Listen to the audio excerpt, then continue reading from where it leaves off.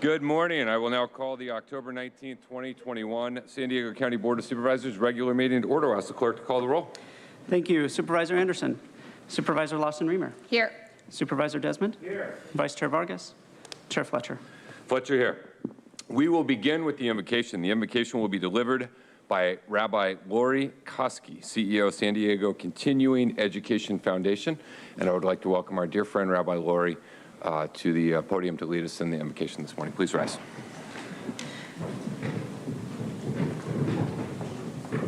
Good morning, leaders and constituents. We breathe in calm, and we breathe out anxiety. We breathe in cooperation, and we breathe out divisiveness. We breathe in peace, and we breathe out disruption. We take this moment to remember more than 4,000 San Diegans who perished during this pandemic. Today, we remember with reverence Secretary of State Colin Powell, known to enlisted personnel and veterans everywhere as General Powell. May their memories be for us an abiding blessing, and may we heed their call to protect ourselves through vaccinations and boosters so that their deaths will not have been in vain. And we pray, Source of all being, make us instruments of your peace. Where uncivil words prevail, show us how to model love. Help us remember the dignity of all people and invite others to do the same. Show us how to build bridges and not walls, to see first what unites us rather than how we are divided. Let us seek to understand before asking to be understood. Give us listening hearts with empathy and compassion. May we be clear in sharing our own positions and respectful and civil in describing those of others. May we never tolerate hateful ideas. May we invite others into compassion, mercy, and justice. Source of all being, make us instruments of your peace. And let us say, Amen. Thank you so much, Rabbi Lori. The Pledge of Allegiance will be delivered by Rebecca Donovan's first grade class at Myron Green Elementary School in San Carlos. And we welcome the first graders to lead us in the Pledge of Allegiance today. Ready? Begin. I pledge allegiance to the flag of the United States of America and to the republic for which it stands, one nation, under God, indivisible, with liberty and justice for all. Thank you. Thank you for joining us. Bye. Wonderful job. Thank you. Thank you so much to Miss Green's first grade class. You all were great. That is a lot of energy going on right there. We will now proceed with our proclamations. I will present the first proclamation honoring the Asian American Business Association of San Diego. Accepting this proclamation will be Jenny Burgess.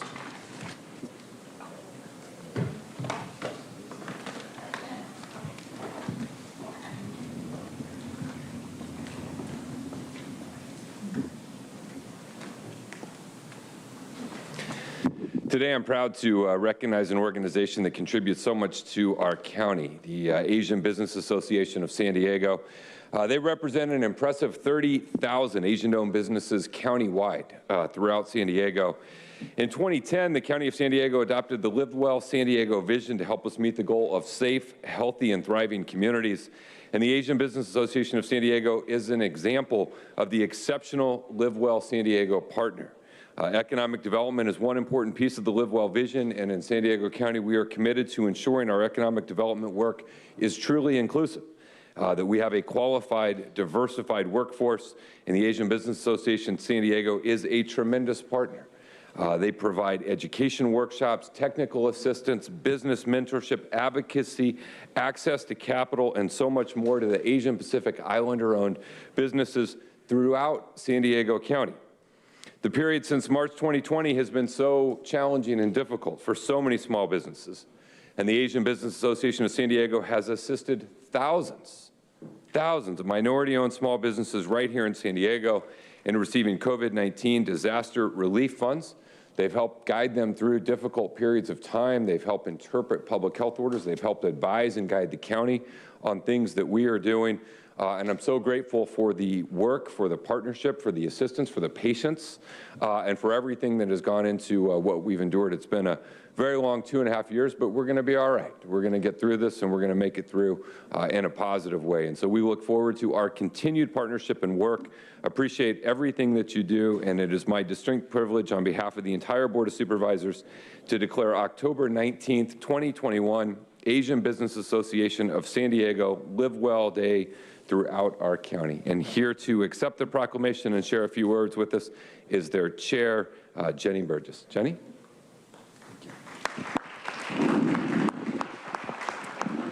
Oh my goodness, all you beautiful people make me so nervous up here. I'm Jenny Burgess. By day, I'm actually a banker. I'm a manager, a business banker for First Citizens Bank. And as a volunteer, I've been volunteering as the chair for the Asian Business Association for many, many years.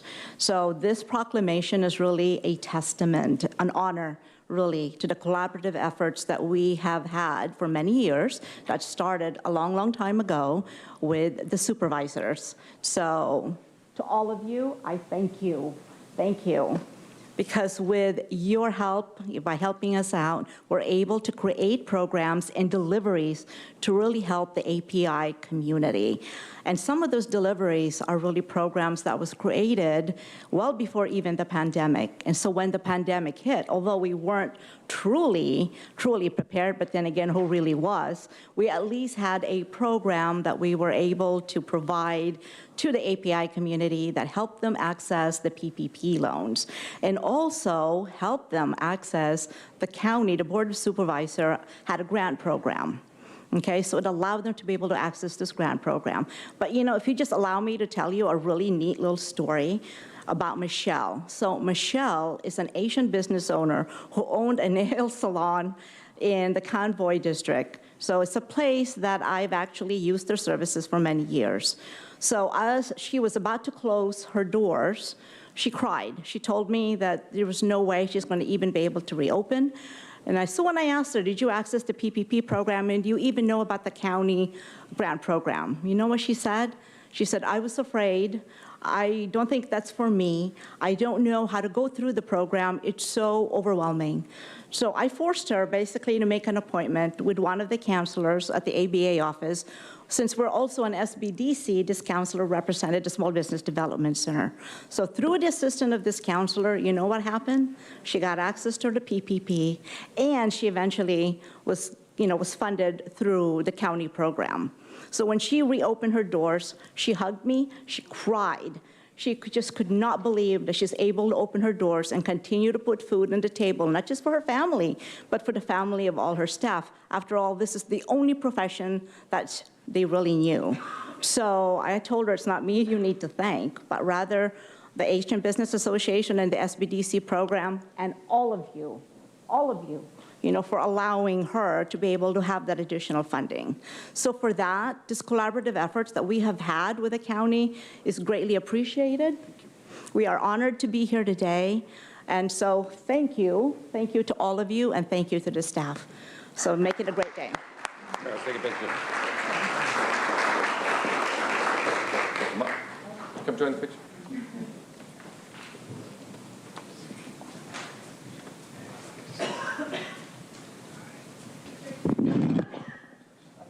Right here, spread out.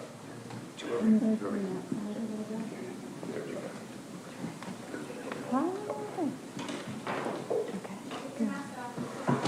Yay. I know, but still like it later. Okay, good. Ready, good. One more. Okay, thanks. Thank you. All right, this one's going to be a video. And can I have you guys waving at the camera? There you go.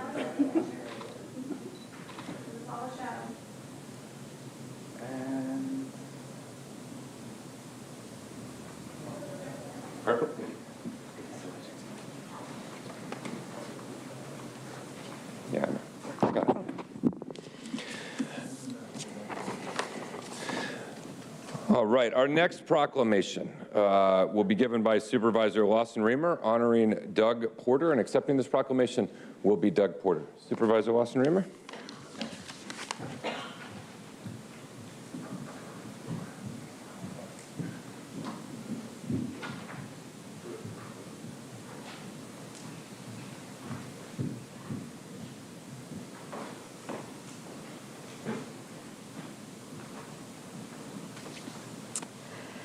Good morning. Today, I am proud to recognize a tremendous leader, journalist, and activist in our community. Many of you know Doug Porter, and if you have not met him, there is a very good chance you have read his work. Doug Porter has contributed greatly to the San Diego news landscape through his interviews, research, and dogged reporting. He began his career in 1968 with a few issues of the OB Liberator and would eventually become the co-editor for Fortnightly at San Diego City College. Since that time, Doug has been a fearless investigative reporter who exposed corruption, corporate malfeasance, misconduct in various agencies, and transgressions by local and national intelligence agencies. He has been recognized by the Society of Professional Journalists and has won numerous awards throughout his career. Today, he continues to make his voice heard through his blog, Words and Deeds, and has remained an articulate and effective advocate of honesty, transparency, and integrity. He is a two-time cancer survivor, yet he still finds time to continue writing. Doug, you are an amazing person. So I am proud to proclaim, on behalf of myself and all members of the San Diego County Board of Supervisors, that October 19th, 2021 is Doug Porter Day throughout San Diego County. Doug, thank you for joining us today. It is an honor to have you here and recognize the impact you have had in our region.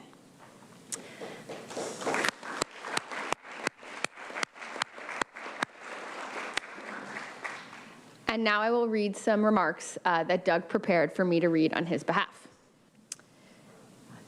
On behalf of Doug, the greatness of our democracy lies in its aspirational qualities and recognition that progress comes from people banding together for the greater good. All over the country, elected officials are facing credible threats to their lives based on a wrong-headed notion of me and my privilege over we, the people. Rhetoric like that used in the space in recent weeks inspires these threats. These are actions of people who know they cannot win elections on the merits of their arguments. I cannot sit silent while those whose definition of freedom endangers others. I will not abide the threat of mob violence to our institutions, physical or psychological. I always recognize the need for moving forward, not backward. I lost my voice to cancer more than a decade ago, yet my advocacy for justice, for opportunity, and for freedom has only grown louder with each passing year. Thank you to the San Diego County Board of Supervisors for recognizing my efforts.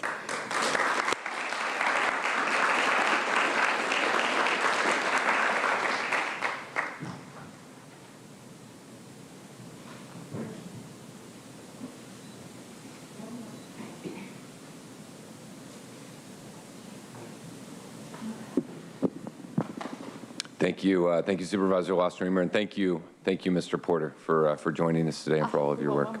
They want more. Of course.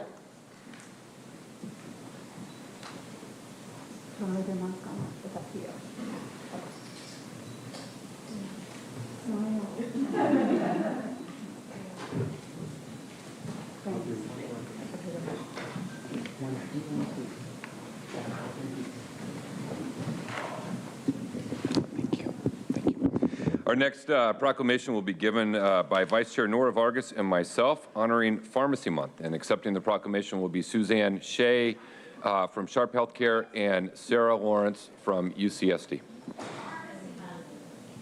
Hey, ma'am, in the fourth row there, this is your first warning that your outbursts are disrupting the conduct of the meeting. You'll have an opportunity to speak, as will everyone else. But if you repeatedly interrupt the proceedings of the meeting, you will be removed from the chambers. This is your first warning. That's acceptable. That doesn't disrupt the meeting. You can flip me off. That's wonderful free speech. Go for it. But you can't do this while other people are doing. First warning.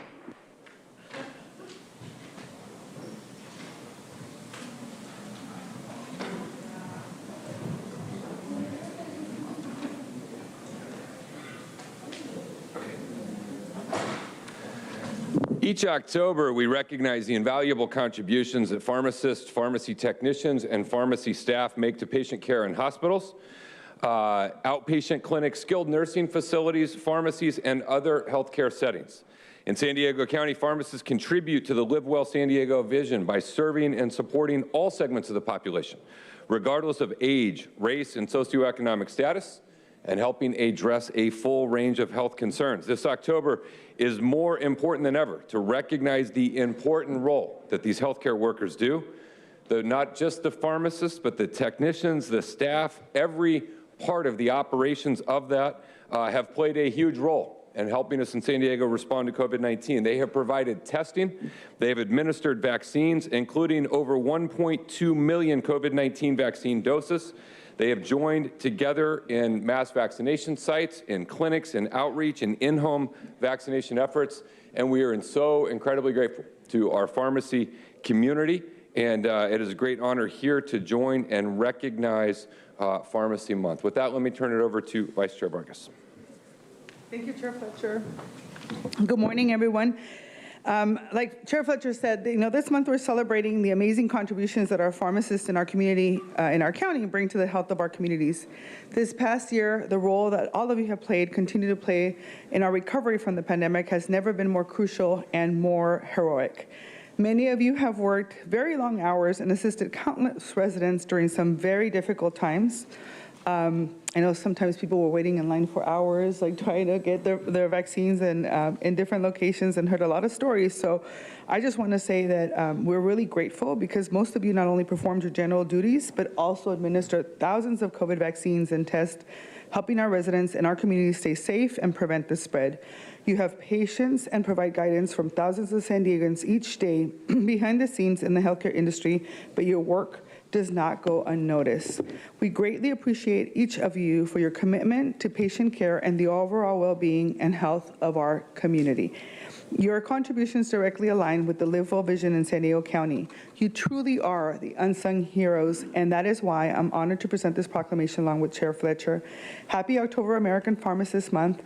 Thank you for your service to our communities, and together it is my honor and distinct privilege on behalf of our Board of Supervisors to declare October 2021 Pharmacy Month throughout San Diego County. Thank you so much.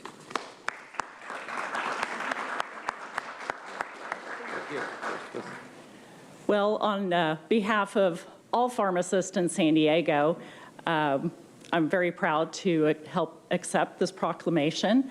As noted, we had every aspect of pharmacy involved, from our admins to our technicians to our pharmacists, working side by side. And I would be remiss if I didn't mention the great nurses that supported us from the San Diego County. Denise Foster's team, Masha, Debbie, Carrie, Jasmine, have all just been wonderfully supportive in making sure we had the vaccine we needed to vaccinate so many San Diegans through our Sharp Healthcare super sites in conjunction with the county.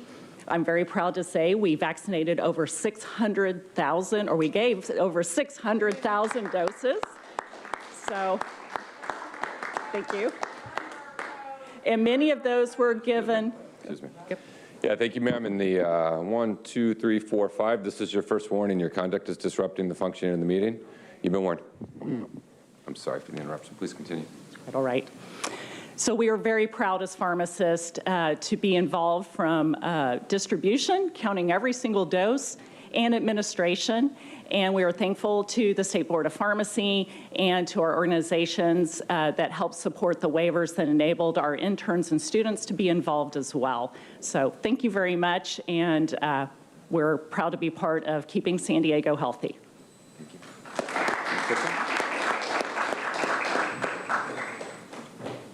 Good morning, everyone. My name is Sarah Lorenz, and I'm representing the UC San Diego Skaggs School of Pharmacy and Pharmaceutical Sciences. We are very appreciative of the proclamation regarding the pharmacy profession. The Skaggs School of Pharmacy has been proud to be of service to our San Diego community, especially during the COVID-19 pandemic. Our clinical faculty and students are California licensed pharmacists and interns, and were designated as essential healthcare workers and became an integral part of the COVID vaccination effort throughout San Diego County, starting in January of this year. We joined forces with nursing and medical colleagues and provided COVID vaccinations at Petco Park and UC San Diego REMAC. We collaborated with our partners such as Champions for Health and the San Diego Black Nurses Association. We vaccinated in church parking lots, community centers, migrant camps, nursing homes, and neighborhood pharmacies. We've participated in our community by volunteering around our class and exam schedules and on weekends and vacations. And we've reached out to many communities, including those that have been hit hard by COVID-19. As pharmacists and student pharmacists, we've been very grateful to be able to care for the residents of San Diego County and are looking forward to continue our service. Thank you so much to everyone. Thank you. Thank you.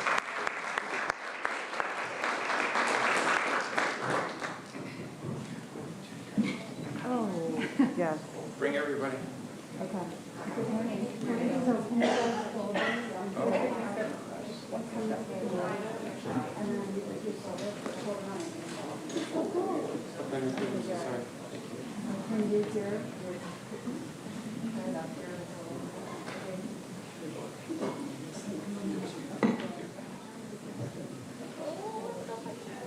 You can get it. You can do it. You got it. So come this way, just this way. Okay, this way. There we go. Come on. You're good. You're good. Okay. Move forward. Okay, good. Ready. Good. Nice. Good. Smile. Turn it a little more. Okay, perfect. 2 more. Smile. 1 more. Thank you very much. Thank you. Thank you.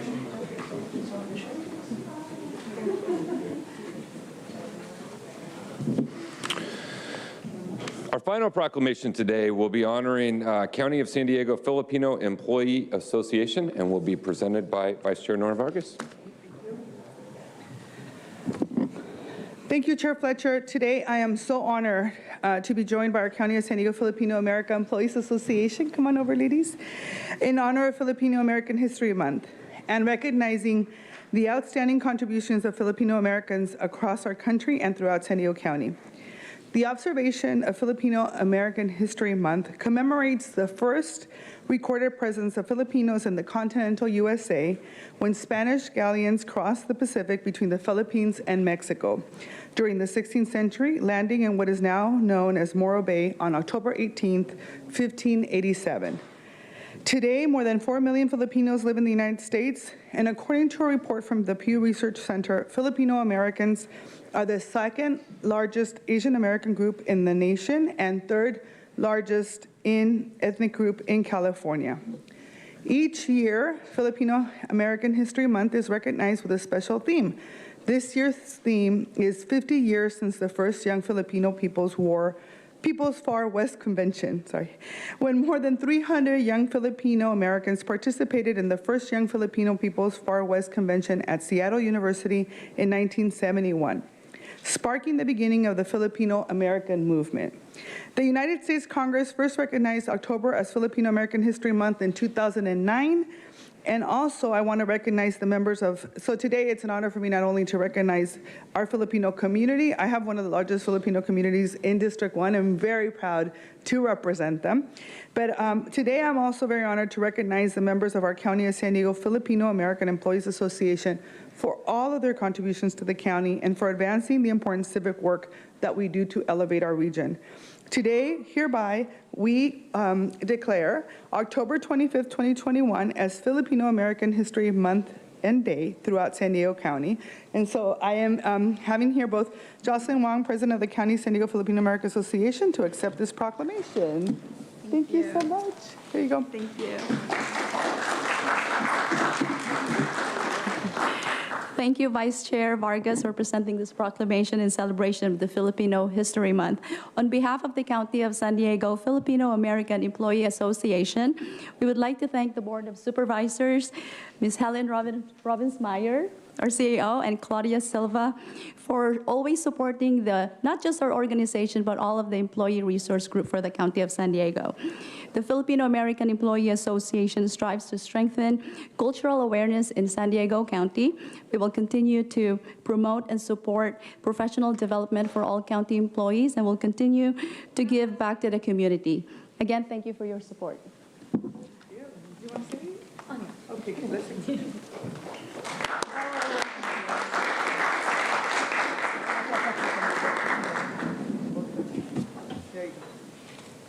There you go. Okay,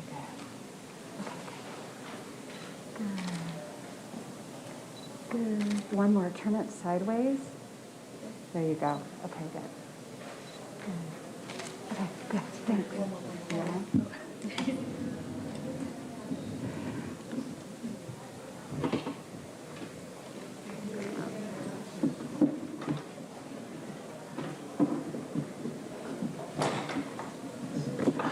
All right, thank you, and congratulations again to all that we had the opportunity to recognize today. Next on the agenda is non-agendized public communication. This is an opportunity for the public to address the board on subject matters within our jurisdiction, but are not on today's agenda. The only action the board may take is a referral to the Chief Administrative Officer. Reminder, according to Rule 4A, members of the public that are non-English speaking and need interpretation services will get twice the allotted time to facilitate for interpretation. In order to better expedite the meeting, we will have 5 speakers in person, 5 speakers via phone if there are, and then the remainder of non-agendized public communication speakers will have the opportunity to speak at the close of today's meeting. Let me ask the clerk to call forward 5 in person and 5 on phone. Thank you, Chair Fletcher. We have 19 total requests to speak on matters not listed on the agenda, 8 in person and 11 by phone. We'll begin with the in-person speakers. I'd like to invite forward Michael Brando, Alan Curry, Mike Borello, Jason Robo, and Sterling Moffitt. As your name is called, please come forward and line up under the east wall, on the east wall under the murals until it's your turn to speak, and you'll have 2 minutes to address the board. Please come forward and state your name for the audio record. Good morning. Thanks for reminding me, Alan. This time I remember, sir. You know, it broke my heart when I heard her talk about the salon owner back there. Last year, I was telling the salon owners the few times they were opened about Prop 15, how heartless during the pandemic, during the shutdowns, multiple shutdowns, would this state have Prop 15 to tax our jobs? And where did the money go to? For the schools been shut down for a year. Now think about that salon owner back there who's so happy to get your hand out. You gave her a carrot, yet their hands were chopped off for a whole year. Remember, Prop 15 is coming back, folks. They will tax your job to give the schools that have been shut down for a year.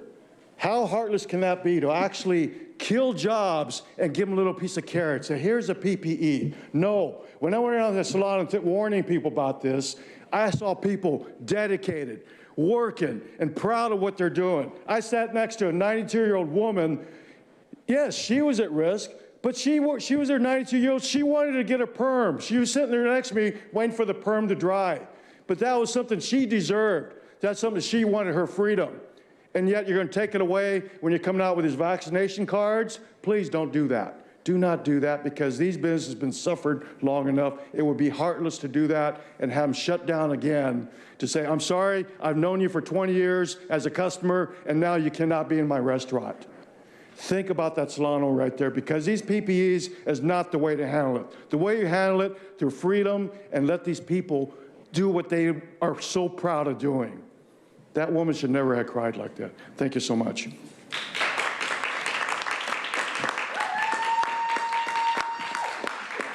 Next speaker, please. Sterling Moffitt, Lakeside.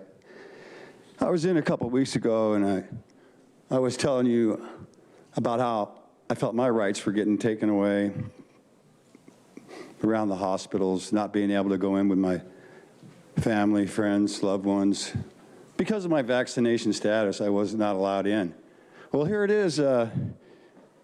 Another week later, and now we have a family member who went in, Kaiser Permanente over there off of 15, right? To get him checked out. Fully vaccinated, masked. She was asked to leave the hospital. She would be called by Kaiser when they had a message of what was going on, or, hey, if he was on his deathbed, they would give us a call and we could come into the hospital and finally see him. What is going on? This is Kaiser. This stuff went on back in New York with Cuomo, man. It's ridiculous. So that being said, let's go back to this other topic you had with the misinformation. And there's a lot of things that have been showing up lately, and it's I'd like you guys to take a look at the therapeutics that have been shunned by the big media, right? The NIA. It's up now. We got some information on it. Will Wilma take a look at that? And I know you can't make any decisions because you get your orders from the top, but we would like your input on that. Things have changed. Ivermectin may work. Would like a little input on that if you could.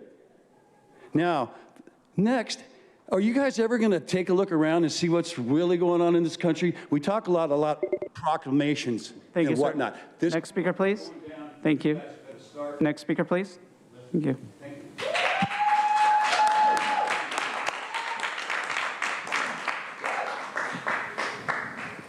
Hi, I'm Jason Robo. Ladies, gentlemen, traders, yeah. Has anybody read any Bill Bryson? He has a great book called The Body. A chapter on it in the book is Medicine, Good and Bad. And one of these jokes in there is that what is a well person defined as is someone who is not examined yet. A third leading cause of death is considered iatrogenic illness, so basically death by medical care. We showed pandemic last time, and it didn't come out very well, but nobody up here seemed to have paid attention. But yeah, we've had lots of revelations. Project Veritas has shown that the natural antibodies are superior to the vaccine and that there have dead babies in the jab, and adverse reactions are being covered up. That's all been revelations now. Yeah, and the PCR test is continually used, which just brings false positives. The inventor, Kerry Mullis, he said that Fauci was a piece of crap, and also that the test shouldn't be used to detect disease. And so welcome to COVID 1984. It just magnifies anything that's in the body, so if I had a booger that had a grain of sand in it, doesn't make me a sandman. And yeah, anyways, we should be talking about heart disease and other things that are more of a threat. You know, we got a lot of representation on this board, diversity, Nora Vargas putting the manatee in humanity.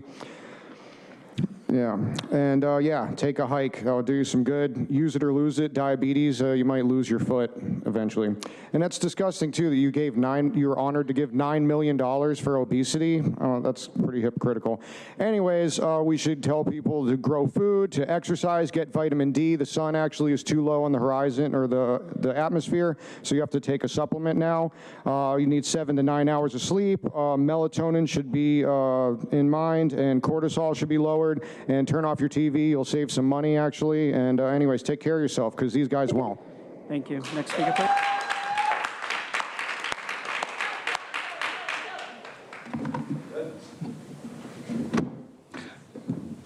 Will this turn around? It does. Turn it the other way. Which way? Right or left?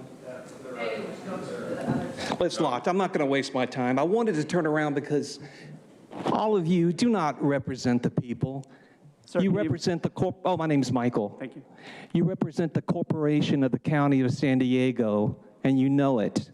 You're not for the people. I want to say good morning, and what a way to start the day, because I have a confession to make. I have come to love Nathan Fletcher. I love Nathan Fletcher.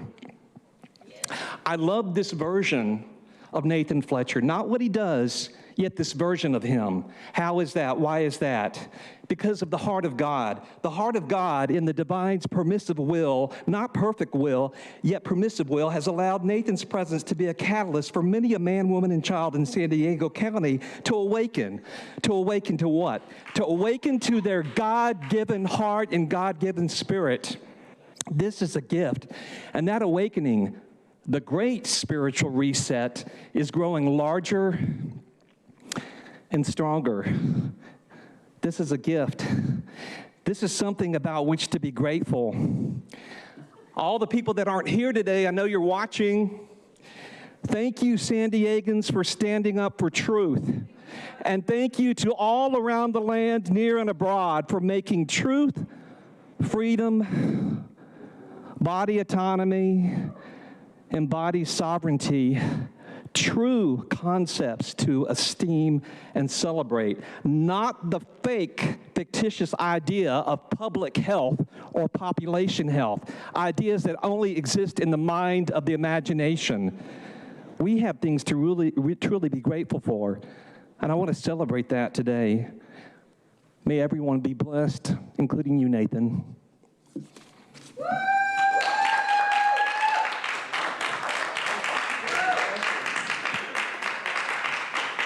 Mike Borello, Carlsbad, here for the children. Auschwitz, My Lai, Kent State, Attica, Jackson State, Cambodia. The list is long. For many people, these names have come to symbolize modern versions of evil. Evil is a term applied to situations when force, violence, and other forms of coercion exceed institutional or moral limits. The three classes of situations that qualify as evil, by definition, are those in which individuals or groups, 1, exercise coercive power over others when they are not legitimately empowered to do so. 2, exceed the limits of their legitimate authority to exercise coercion, or 3, exercise coercive or destructive control over others that violates a higher standard of humanity or morality, even though it may be within politically sanctioned authority. Those who engage in evil deeds rarely, if ever, see them as such. For the evildoer, there is always sufficient justification to make the deed appear not only reasonable, but absolutely necessary. Here again is a paradox of human perfection. The same mind that can comprehend the most profound philosophical and metaphysical truths can distort reality so that evil becomes good. People who violate basic laws of humanity often are convinced that evil is about to be wrought upon them. Typically, they rationalize their behavior according to some principle acceptable to others in their society. In addition, they have often some degree of social or political support or institutionalized structure that helps make it possible to redefine the act in other than its human terms. The preceding description of the social sanctions of evil is quoted from Zimbardo's Psychology and Life, the same psychologist who devised and ran the Stanford prison experiment in 1973, revealing the horrific nature of obedience to authority despite great human suffering. Whether it be lockdowns, masks, PCR tests, or experimental vaccines imposed on our children, I charge these supervisors, its HHS, and the County Board of Education with child abuse. Next. Thank you. Thank you. The remaining in-person speakers will be heard at the conclusion of today's public session. We'll now be hearing from those that requested to speak by phone. Be calling speakers by the last 4 digits of their phone number. You'll hear a notification that your call has been unmuted. You'll then need to press *6 to unmute your phone. Each caller will be asked to state their name for the audio record. I'll remind the callers that they should mute their TV or live video stream before they begin speaking. And if you could please identify the first caller. Our first caller is 1861. 1861. Please press *6 to unmute. Hi, can you hear me? Yes. Hi, my name is Kevin Stevenson. I feel it is important to expose the AstroTurf dark money group known as Let Them Breathe. An independent outlet called Left Coast Right Watch did some investigating, and here's what they found. The organization's founder, Sharon McKeeman, allows far-right extremists to speak at her events and collect dark money from a GoFundMe page tied to her organization. As of September 5th, she has raised over $126,000 on the page. Although the organization's Facebook page contains over 18,000 followers, the rallies rarely draw more than a few dozen and the same parents and children have attended several school board meetings in different districts. The GoFundMe page, intended to raise money for a legal battle against the state and mask mandates, claims over 1.3 thousand donors. Of 16 donors that contributed more than 1,000 last month, 10 are anonymous, including the top donor who gave $10,000. The GoFundMe is not the organization's only source of income. On Let Them Breathe's website, McKeeman sells tote bags, clothing, and stickers emblazoned with the Let Them Breathe logo. She also sells Let Them Breathe yard signs for $41 a piece, or in packs of 25 for $555. If you want more details about Let Them Breathe, I recommend reading the rest of Left Coast Right Watch's piece on them. Also, I'd like to mention that Audra Morgan and her friends attempted a coup at the Poway School Board meeting last month, and, quote, appointed themselves as the, quote, new board. Mr. Speaker, I'm going to pause your time. Ma'am, in the third row, your outburst is interrupting the proceeding of the meeting. This is your first warning. Please proceed. Thank you, Fletcher. I bring that up because I want to emphasize that the people who are showing up to these meetings intentionally spreading misinformation are a threat to our democracy and are incredibly dangerous, not just to democracy, but to our public health, frankly. Thank you. I just wanted to get that information out there because I do not want anyone falling for these people's obvious AstroTurf scam. This is the Tea Party 2.0. Thank you. Next speaker, please. Our next caller is 4592. 4592, please press *6 to unmute. 4592. Good morning, Board. My name is Kathleen Lippett. As a public health practitioner, I would like to respectfully remind that virtuous sounding policies and proclamations are meaningless if they are undermined, contradicted, or ignored in practice. Truth is when words and actions are one. The recent report of the county's infamous achievement for setting a DUI fatality record in 2021, due to the high prevalence of driving under the influence with a combination of alcohol and other drugs, 30% of which involved marijuana, is not unprecedented. Today's drunk or high drivers were yesterday's adolescents who initiated drug use as early as 12 years old. A quick summary of 20 years of substance abuse monitoring of youth trends in San Diego County indicates they either don't or choose, the board either chooses or ignores the nexus between the policies they are promoting and the documented upward trends that Sandag has continued to document. Not just alcohol that has led to this 20-year high of DUIs. Similar high water marks have been documented for other drugs of abuse: marijuana, tobacco, nicotine, prescription drugs, fentanyl, heroin, and methamphetamine. This environment of normalization of drug use that the county is promoting with its marijuana ordinance will set the beginning of these young people on a path towards drug use. Evidence-based strategies known to counter the risk factors that drive up the use of potentially harmful and addictive drugs. Thank you. Next speaker, please.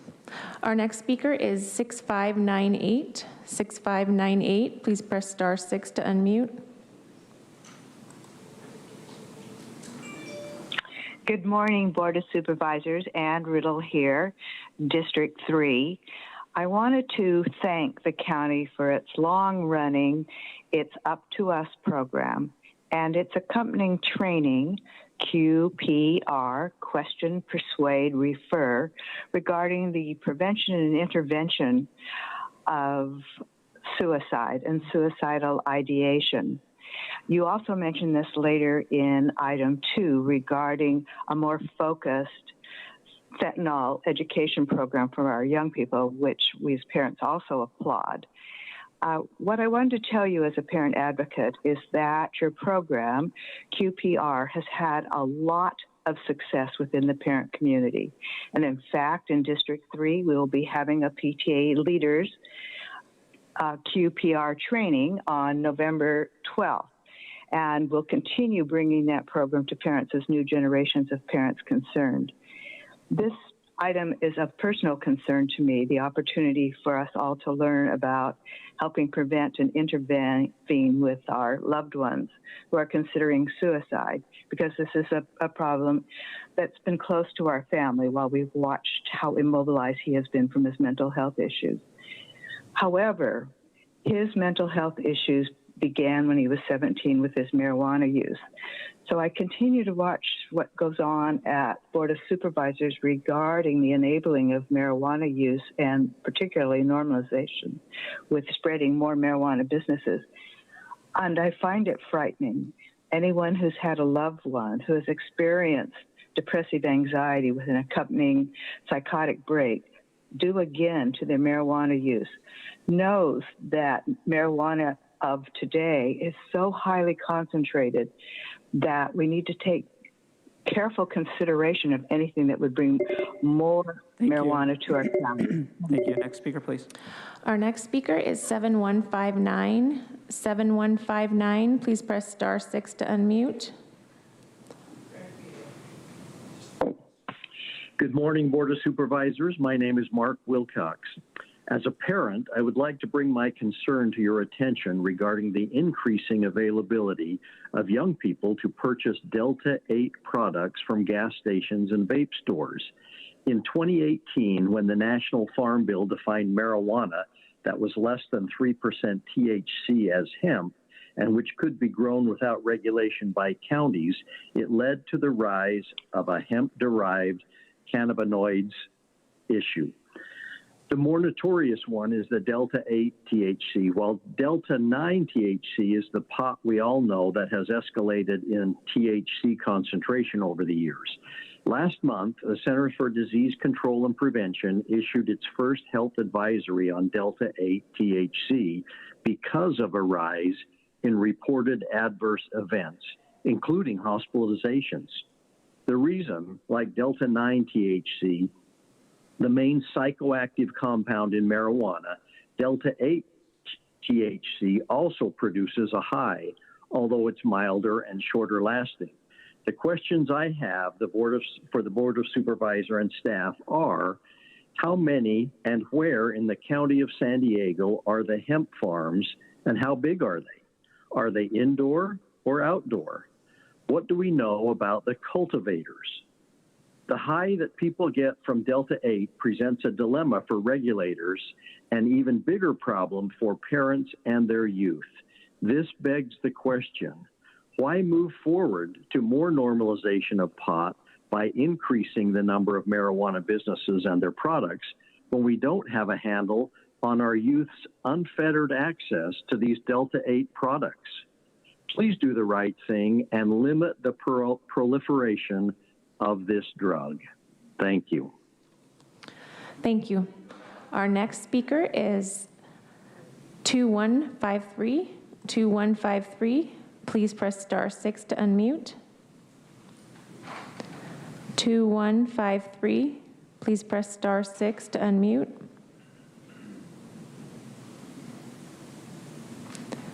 We'll come back. Our next speaker is 761. Oh. Hello, can you hear me? Yes. Oh, great, thank you. This is Kelly McCormick, 2153. I'm a public health educator focusing on youth, alcohol, tobacco, and drug prevention. Last week, I attended a county-sponsored workshop for gathering feedback on a proposed County Office of Environmental and Climate Justice. In opening remarks, staff acknowledged there are disproportionate impacts from pollution, climate change, and other environmental harms, saying, quote, "A healthy environment should be available to all." I could not agree more. A healthy environment should be available to all. But some of the county's actions seem to be in conflict with this goal. For example, the permitting of marijuana farms in unincorporated areas. Marijuana cultivation is water intensive, and the plants are prone to mold, fungus, and pests. Indoor grows require a huge amount of power for humidifiers and temperature controls. The use of pesticides, rodenticides, and fungicides are commonplace, and the odor from these farms is horrible. In addition to the unpleasantness of the skunk odor, inhaling these fumes can lead to headaches, rashes, and other ill effects. Will the neighbors of these proposed marijuana farms have veto power? Of course, we know the answer to that is no, they will not. Will the county have a clear and timely structure for receiving complaints and acting on them? Will there be meaningful penalties for violators? Will neighbors be able to count on getting relief? A gentleman at the meeting asked whose side the staff would be on, the county or the communities. I have the same question. Whose side are you on, the residents of the county or the marijuana industry? Thank you for your time. Thank you. For the remaining callers that requested to speak on matters not listed on the agenda, please hang up and call back at the conclusion of the session. Chair Fletcher, that concludes the request for non-agenda public communication this morning. Wonderful. Thank you. Next on our agenda is approval of the minute statement of proceedings for the October 5th, 2021 San Diego County Board of Supervisors regular meeting, Flood Control District, Housing Authority, In-Home Supportive Services, Public Authority, Sanitation District, San Diego Fire Protection District, and County Successor Agency meeting. I'll make a motion to approve the minutes. Is there a second? There is a second by Vice Chair Vargas. Please vote.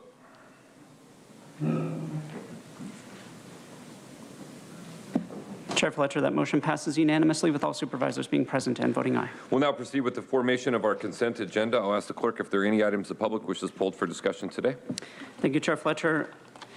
A number of items have been pulled by the public, so please bear with me as I go through the items. Item number 1 has been pulled. Item number 2, 3, 4, 5, 6, 7, 8, 11, 12, 13, 14, 15, and 16, as well as items 18, 20, 21, and 22. Item 25 are closed session matters that will be considered at the conclusion of the board's public session. All the remaining items on the Board of Supervisors agenda may be placed on the consent calendar for your board's consideration. All right, thank you. Let me go to my colleagues, starting with Supervisor Anderson. Are there any items you wish to pull for discussion or comments you wish to make? No, thank you. All right, Supervisor Lawson-Remer. No, Supervisor Desmond. No further items I wish to pull. I just want to make a quick comment on item 17. Has 17 been pulled? No. Okay, on item 17, I'm very pleased to see that these additional resources, this is for competitive solicitation for substance use residential services. I'm very happy to see these resources for those being solicited for those who are desperately in need of these services, addressing withdrawal management and residential treatment services who will need it the most. So I want to thank HHSA and the staff for all their work on this and making this possible for additional residential services for people going through withdrawals. So with that, I will make a motion to approve the balance, if there's anything left, of the agenda. Thank you. Thank you. And Supervisor Desmond, my apologies. Item 17 has been pulled by the public. Oh, okay. There you go. You're in support. All right, I'm in. All right. Vice Chair Vargas. All right, thank you. We have a motion by Supervisor Desmond, a second by Vice Chair Vargas to approve the consent items. The items that will be on consent will be items 9, 10, 19, 23, and 24. The remaining items we will take in numerical order. Have the clerk confirm that, and then please vote. That is confirmed.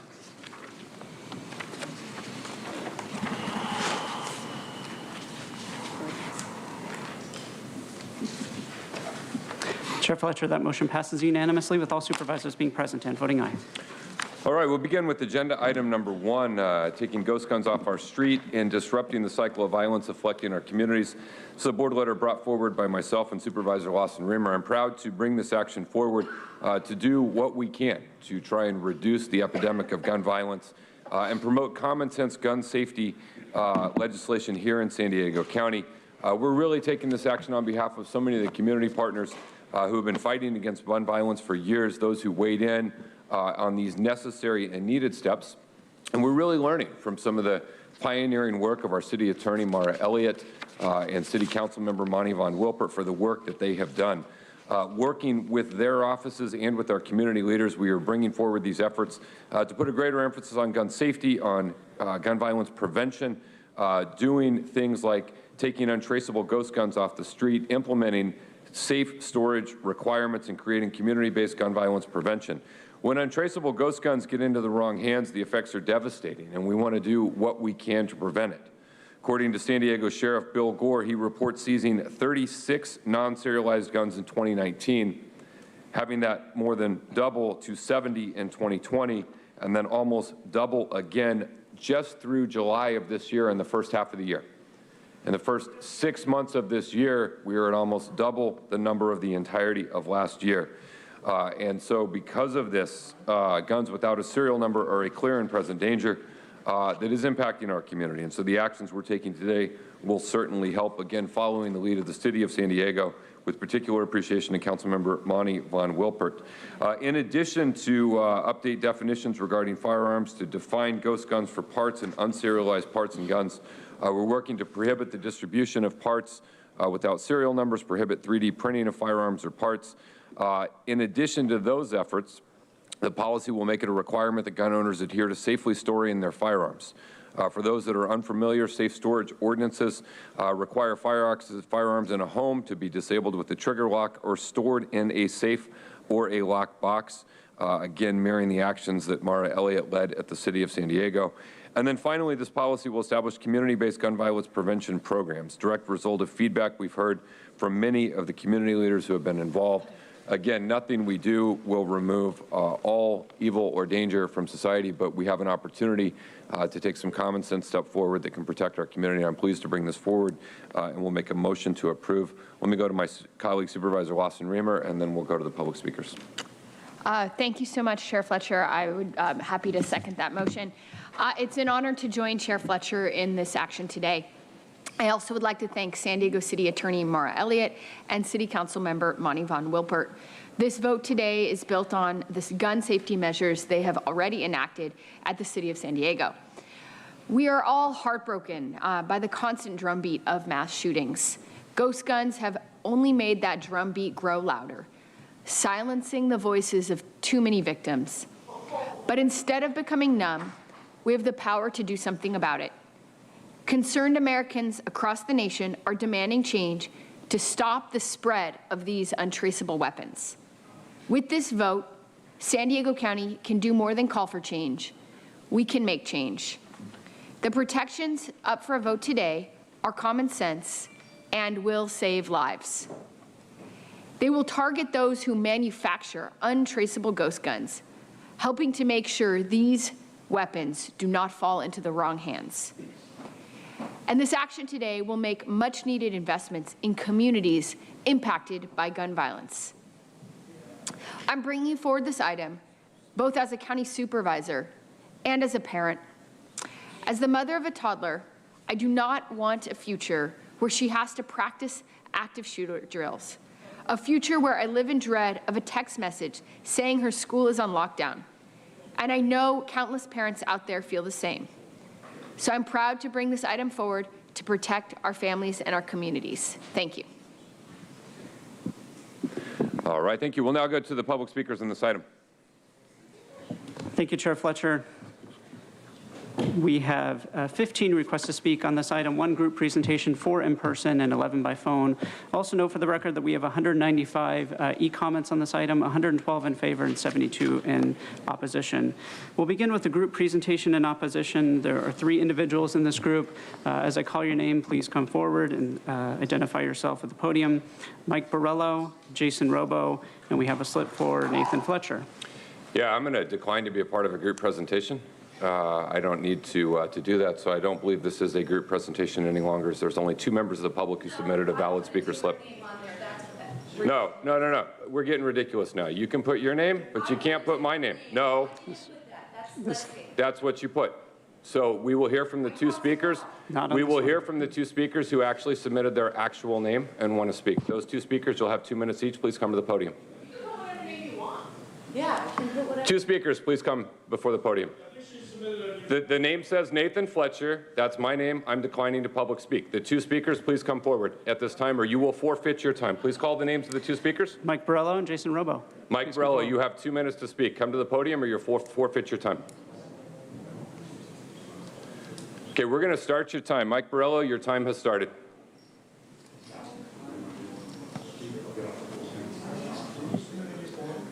Mike Borello, you've got 1 minute and 50 seconds left. Well, that's not enough time to get through my presentation. Well, then you should sign up, but you know the rules. 3 speakers, sign up with actual real names and real people. Let's not be ridiculous, and you all will get your time. You now have 1 minute and 37 seconds left.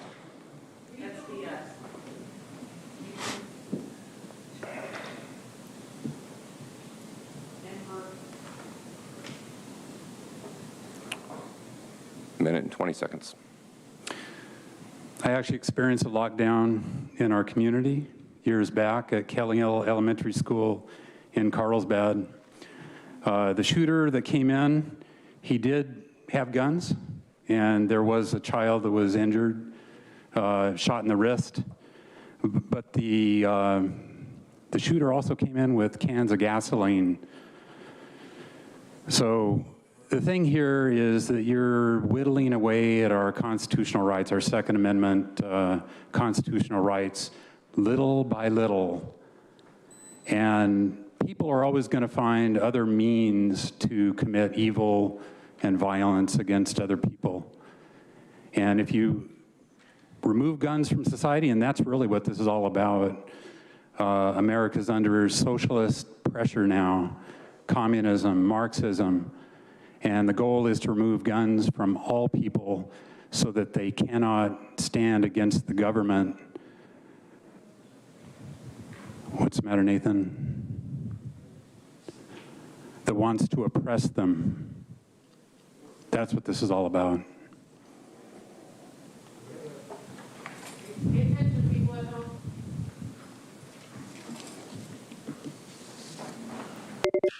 Next speaker, please.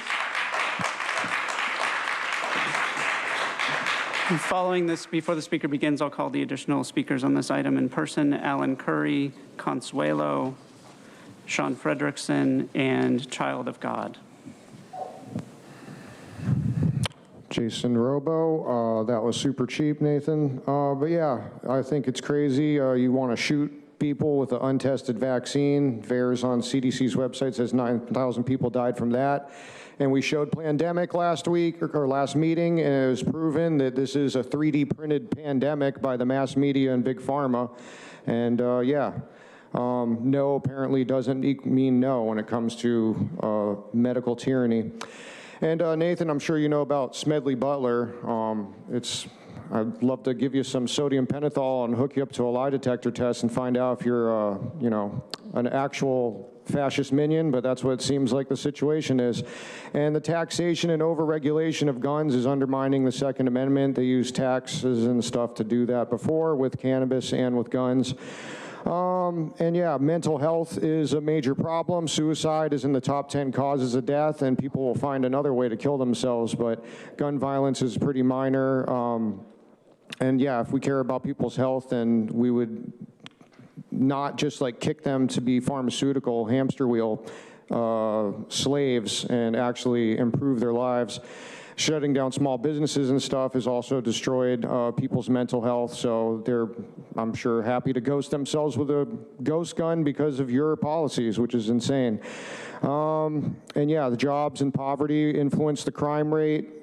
People that engage in crime are people that don't want to be a millionaire.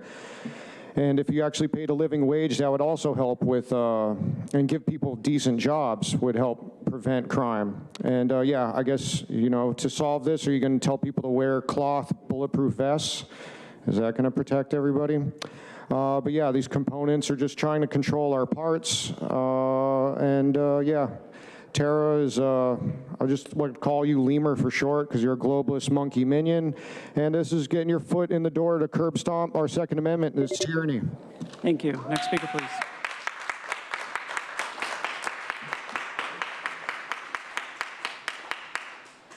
Hello, Alan. Mr. Potter, the clerk, did correct that, and thank you for that, sir. Mr. Fletcher, that was wrong. You just took away somebody's First Amendment playing that game. She did submit a new form. The ghost guns. Let's look at the reason why people have ghost guns. Yes, you have the criminals. There's a problem there. There's also hobbyists, people who actually enjoy putting together their own weapons. Then there's also the red flag laws. The red flag laws, basically from hearsay, without due process, allows your gun to be taken away. So some people are concerned, some law-abiding citizens are concerned of that. So look at the reason why there are ghost guns, not just doing it as a play, making the gun at fault for the crimes that do happen. Yes, I want our fantastic police to know every incident. I hope that happens, that you know every incident before you walk into a criminal's house, which serialized guns they have. I hope that does happen. So let's look at how do we do that where the police have the tools they need, but also protect the gun owners who are law-abiding citizens where the red flag laws don't just snatch their guns away with their Second Amendment. So it's a medium where we got to look at both sides of the coin, Ms. Lawson-Reamer, look at both sides of the coin and not just accuse and say this is going to stop the school shootings or the violence. Look at who's doing it and the reasons behind it. Thank you.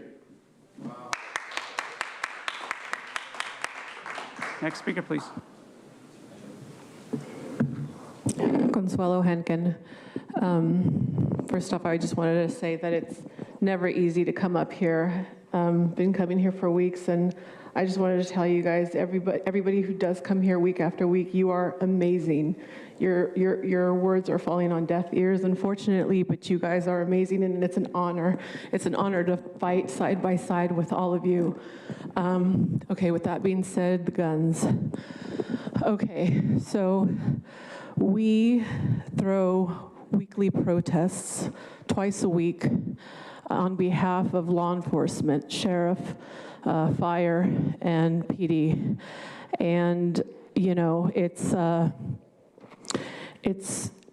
hard. But anyways, I'm not going to say which county or which police department it was, but there was a situation where we had an officer come talk to us, talking about he will be out of a job come December, and he also wanted to tell us, whatever you do, well, no, he said, they're coming for our guns next. And whatever you do, don't let them take our guns. And I'm going to say that to you guys. Don't let them take our guns. It's all part of the agenda. It's piece by piece, puzzle pieces. It's coming together, guys, and their time is limited. But we still have to fight. And I will not go out on my knees. I will go out on my feet fighting.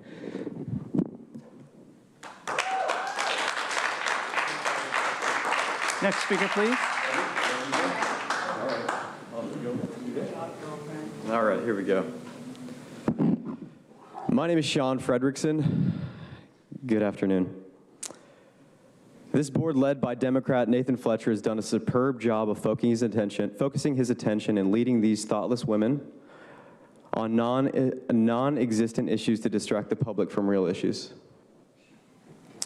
The past few months, you've proposed to make San Diego a safe haven for murdering children while you ignore sex trafficking and the thousands of migrants crossing the border. Last month, you claimed misinformation of pandemic while ignoring the censorship of investigative reporting, which counters the corporate media interests. Then, today, you introduced an agenda against ghost guns, which is also a non-issue. California is one of the strictest gun states in America. There's a gun registry in this state, unlike any other state in the nation. It is illegal in this state to own a ghost gun already. Why do we need more non-essential mandates? Because you want to look good and you want to pander to your base. It's easy to confuse your base, who's so terrified and convinced you care, than actually addressing real issues, like how simple it is to own a politician these days. With a large enough political donation, these government officials These government officials can be bought and paid for. Literally, you have an idea, and it can be proposed and done so thoroughly that they ignore the constituents. So why does that happen? Well, because the system is broken, and if you're a Democrat sitting comfortably assuming Fletcher has your best interest in mind, I'd be fearful, as you must recall, he was bought from a conservative to a Democrat. It only took a little bit of money before he's coming for your sacred cows next. Because realistically, 2019, there were 36 ghost guns, 70 in 2020, and now 100 in 2021. This is a non-issue. It's only political for Fletcher's gain. Now you need to know, please, just wake up.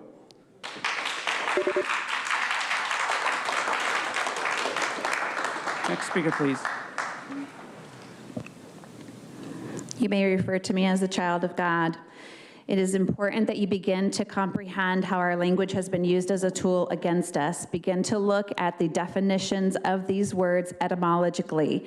Look up the word ghost. Look up the word gun in etymology, and you will become more clear what the intent and the agenda is of this corrupt, tyrannical Board of Supervisors. I will leave that for your own homework, ghost or gun. What I do want to draw your attention to is the Second Amendment. Remember when I was here last time and I said, thank God for the Second Amendment. A lot of people really look at that as only those weapons that we use that have bullets with the right to bear arms. Let me educate you on a deeper study in the words bear arms. Bear, a verb. Make bare, uncover. Uncover. Arm, weapon. Also, tools, implements of war. That which is fitted together. This is where you have colluded.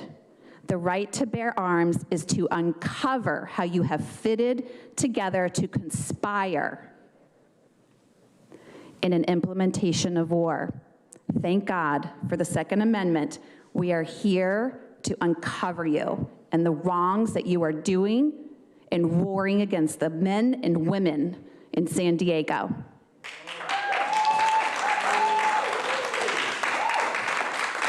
Now we'll hear from those that requested to speak by phone. We'll be calling speakers by the last 4 digits of their phone number, and you'll hear a notification that your call has been unmuted. You will then need to press *6 to unmute your phone. We'll ask you to please state your name for the audio record, and I'll remind the callers that they should mute their TV or live video stream before they begin speaking. And if you could please identify the first caller. Our first caller is 3600. 3600, please press *6 to unmute.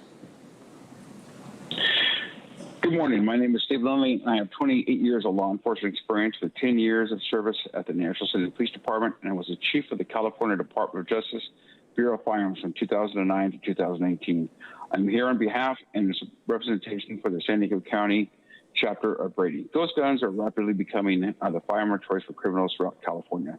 Ghost guns effectively bypass California's firearm laws, which have been enacted to keep firearms out of the hands of violent and prohibited people. Ghost guns are not just for enthusiasts or hobbyists who want to build their own firearms. Ghost guns kits come packaged with everything needed to build a modern firearm in less than 30 minutes, have no serial numbers, and are sold and purchased without a state or federal firearm background check. Without a serial number, these firearms cannot be traced to its owner or distributor by law enforcement. These kits are designed to be easily assembled as a model car or a Lego set. These kits easily and readily assembled and quickly find their way in massive numbers onto the streets of our communities as crime guns and are often recovered in communities of color. Law enforcement agencies across our great state and in San Diego County specifically are reporting the seizures of large numbers of ghost guns at crime scenes, with some agencies reporting approximately 40% of all crime guns recovered are considered ghost guns. Ghost guns started as a little-known loophole in California firearm laws, but have turned into an epidemic of unserialized, untraceable crime guns in our communities and are sold without any form of background check. Thank you for the opportunity to speak today. I and the San Diego County Chapter of Brady ask for your support and passage of this critical crime fighting ordinance. Thank you. Thank you. Our next caller is 0391. 0391, please press star 6 to unmute. 0391. Debbie McDaniel Lindsay. I live in District 2 and am a volunteer with Moms Demand Action. This is what I hear. The San Diego Board of Supervisors are proposing a comprehensive gun violence prevention plan to prevent and address gun injuries and deaths in our county. I strongly support this plan.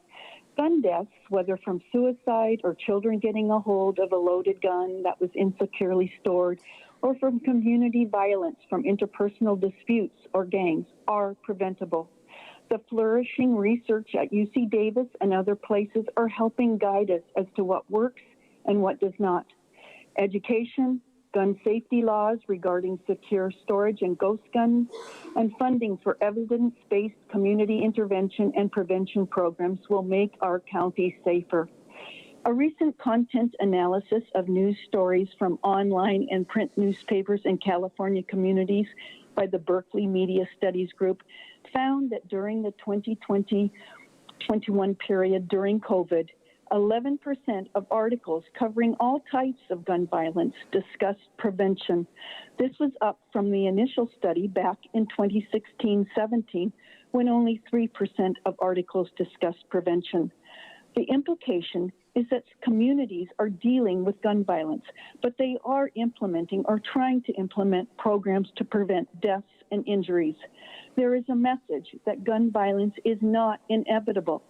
I want San Diego County to be one of these communities that is working hard to develop collaboratives with existing organizations that know how gun violence affects their clients and their community, and how communication and funding can effectively be utilized to prevent injuries and deaths from gun violence. Thank you for being a leader in addressing the safety and public health of our county. Thank you. Next speaker, please. Our next speaker is 3021. 3021, please press star 6 to unmute. 3021, please press star 6 to unmute. We'll come back. Our next speaker is 3846. 3846, please press star 6 to unmute. Hi, this is Robert Wood. I'm with CAS, Community Assistance Support Team, and we support the ordinance on ghost guns and on basically gun safety. The reason we support it is because gun safety, for instance, having people lock their gun in the safe within their house, put a trigger lock on their gun, avoids violence, avoids the incidents of kids getting a hold of guns and accidentally killing each other, and slows down people in a time of rage. And the reason we support the part of the ordinance that goes to ghost guns is because we think that that can help curb some of the community violence. So we appreciate this ordinance. Thank you. Thank you. Our next speaker is 6264. 6264, please press star 6 to unmute. Thank you. My name is Laura Minacho, and I'm a resident of the city of San Diego and a volunteer with the San Diego Green New Deal Alliance. I should be dead. I should be dead when stray bullets flew by my head. I should be dead when the police officers who had just rushed onto the Berkeley street screamed at me to get down. And I still remember their voices. The SWAT team had not yet arrived. I should be dead when the man inside the building I was going to was still firing off his guns. They're holding 33 hostages inside, some of whom I know. And he eventually tortured them for 7 hours. You know, I later found out in a New York Times article about the incident that police found among the gunmen's effects a paper from the Alameda County Department of Social Services, which referred to the gunman as paranoid schizophrenic. This is the type of person that I fear having guns. I understand many individuals in this meeting need to protect themselves by having guns, but allowing ghost guns free rein is not the way. You know, it's very painful for a victim to speak about their experience. I hope everyone on this call understands that this is painful for me, but I feel I have to speak for silent voices who are too scared to speak for themselves. You know, I should be dead. And if individuals like the Berkeley gunman are allowed free access to ghost guns, the statement of I should be dead will turn into many will be dead. Many will be dead throughout San Diego. Please enact the ghost gun ordinance. Thank you. Thank you. Our next caller is 6862. 6862, please press *6 to unmute. 6862. My name is Lori Van Orden. I'm a resident of San Diego County and a member of Moms Demand Action, and I support this agenda item. Gun violence prevention begins with disrupting the cycle of violence in our San Diego community. Violence intervention programs provide evidence and community-informed comprehensive support to individuals who are at the greatest risk of gunshot victimization. We know that gun homicides and assaults have a disproportionate impact in historically underfunded neighborhoods within our county. Black Californians are 10 times more likely to die by gun homicide than their white neighbors, and the Latinx population is nearly 3 times more likely to die by gun homicide. Gun violence intervention programs are shown to reduce gunshot injuries and deaths in these neighborhoods. In reality, although some gun violence is connected to gang activity, gun violence occurs more frequently within informal social networks and frequently occurs spontaneously following a dispute or perceived disrespect and between people who are known to one another. These encounters become deadly because a gun is present. But when programs are in place, this cycle can be interrupted. Our proposed county violence intervention program should identify those who are at the highest risk and work to reduce violence through strategic interventions. And these models can include street outreach by trusted messengers, such as we've witnessed here in San Diego with Bishop Bowser and Pastor Sandoval, and hospital-based violence intervention programs where patients are engaged immediately after a violent injury to reduce the chance of retaliation and to offer support services. According to Everytown, gun violence in California costs each person an average of $571 every year, and the lasting emotional cost of gun violence for our community is immeasurable. Our San Diego Moms Demand Action Group and I wanted to thank Chair Fletcher and Supervisor Lawson Rimmer for bringing these initiatives forward. Thank you. Our next speaker is 8748. 8748, please press *6 to unmute.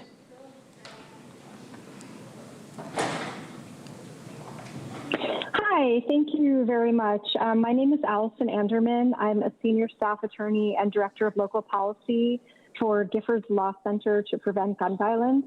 And thank you for the opportunity to offer our support for the proposed safe storage ordinance.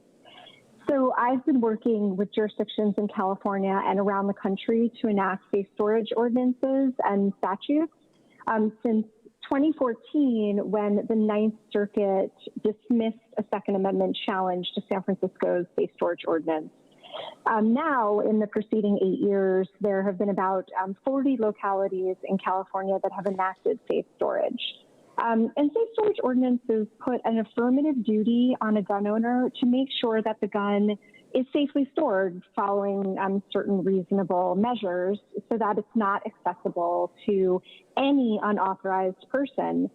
Whereas California state law punishes people after the fact if they leave a firearm accessible to a prohibited person, so someone who's prohibited by law from possessing a firearm, or a minor.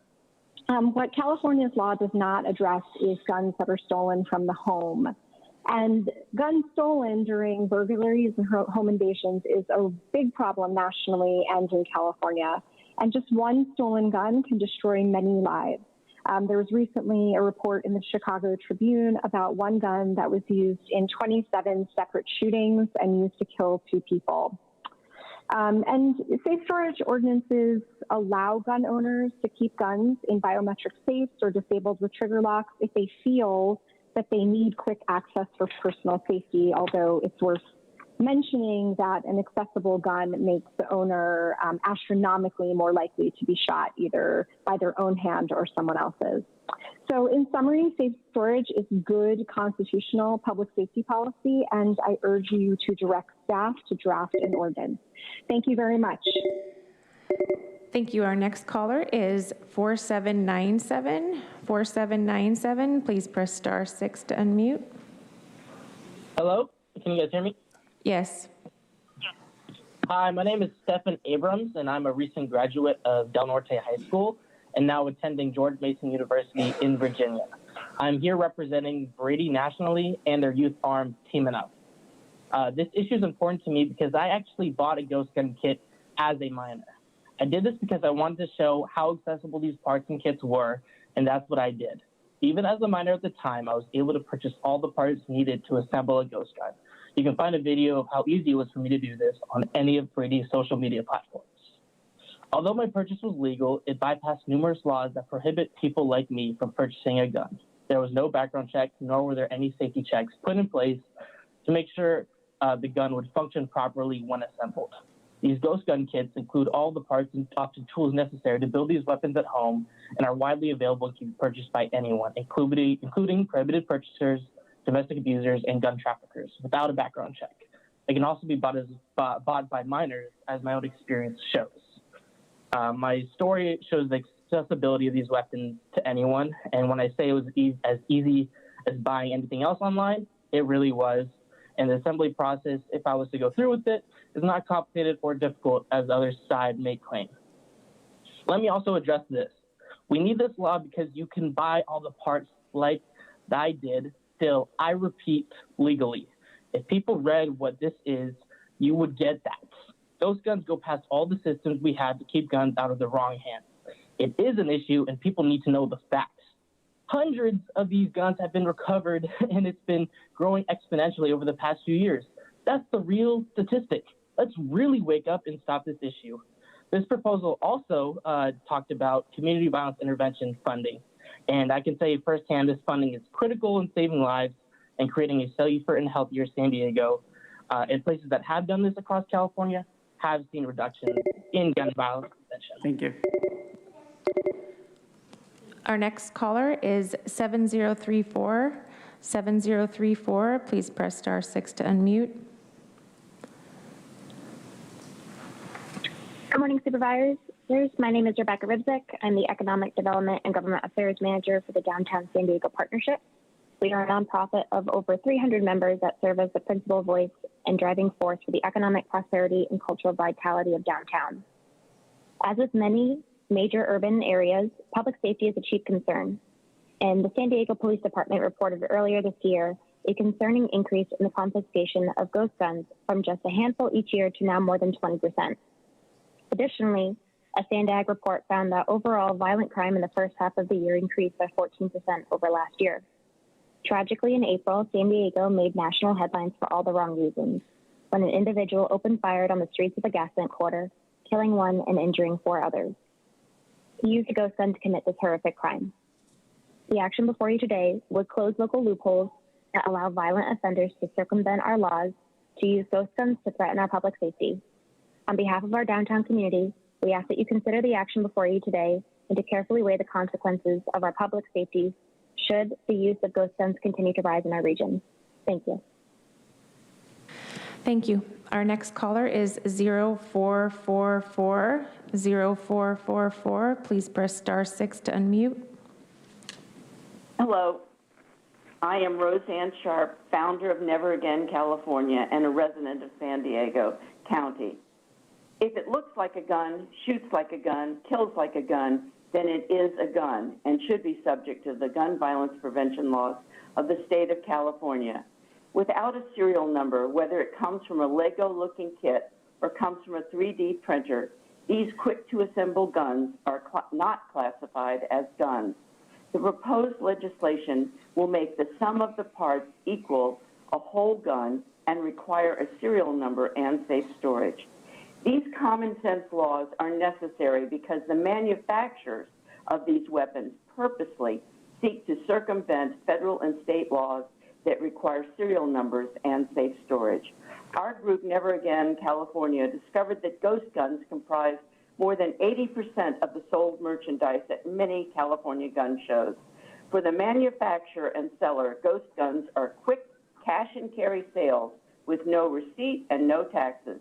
Not subject to regulations means that there's no serial number to be registered with the state. There's no need for a background check, no minimum age requirement, and no certificate of training. Ghost guns are perfect for felons and those subject to domestic violence restraining orders.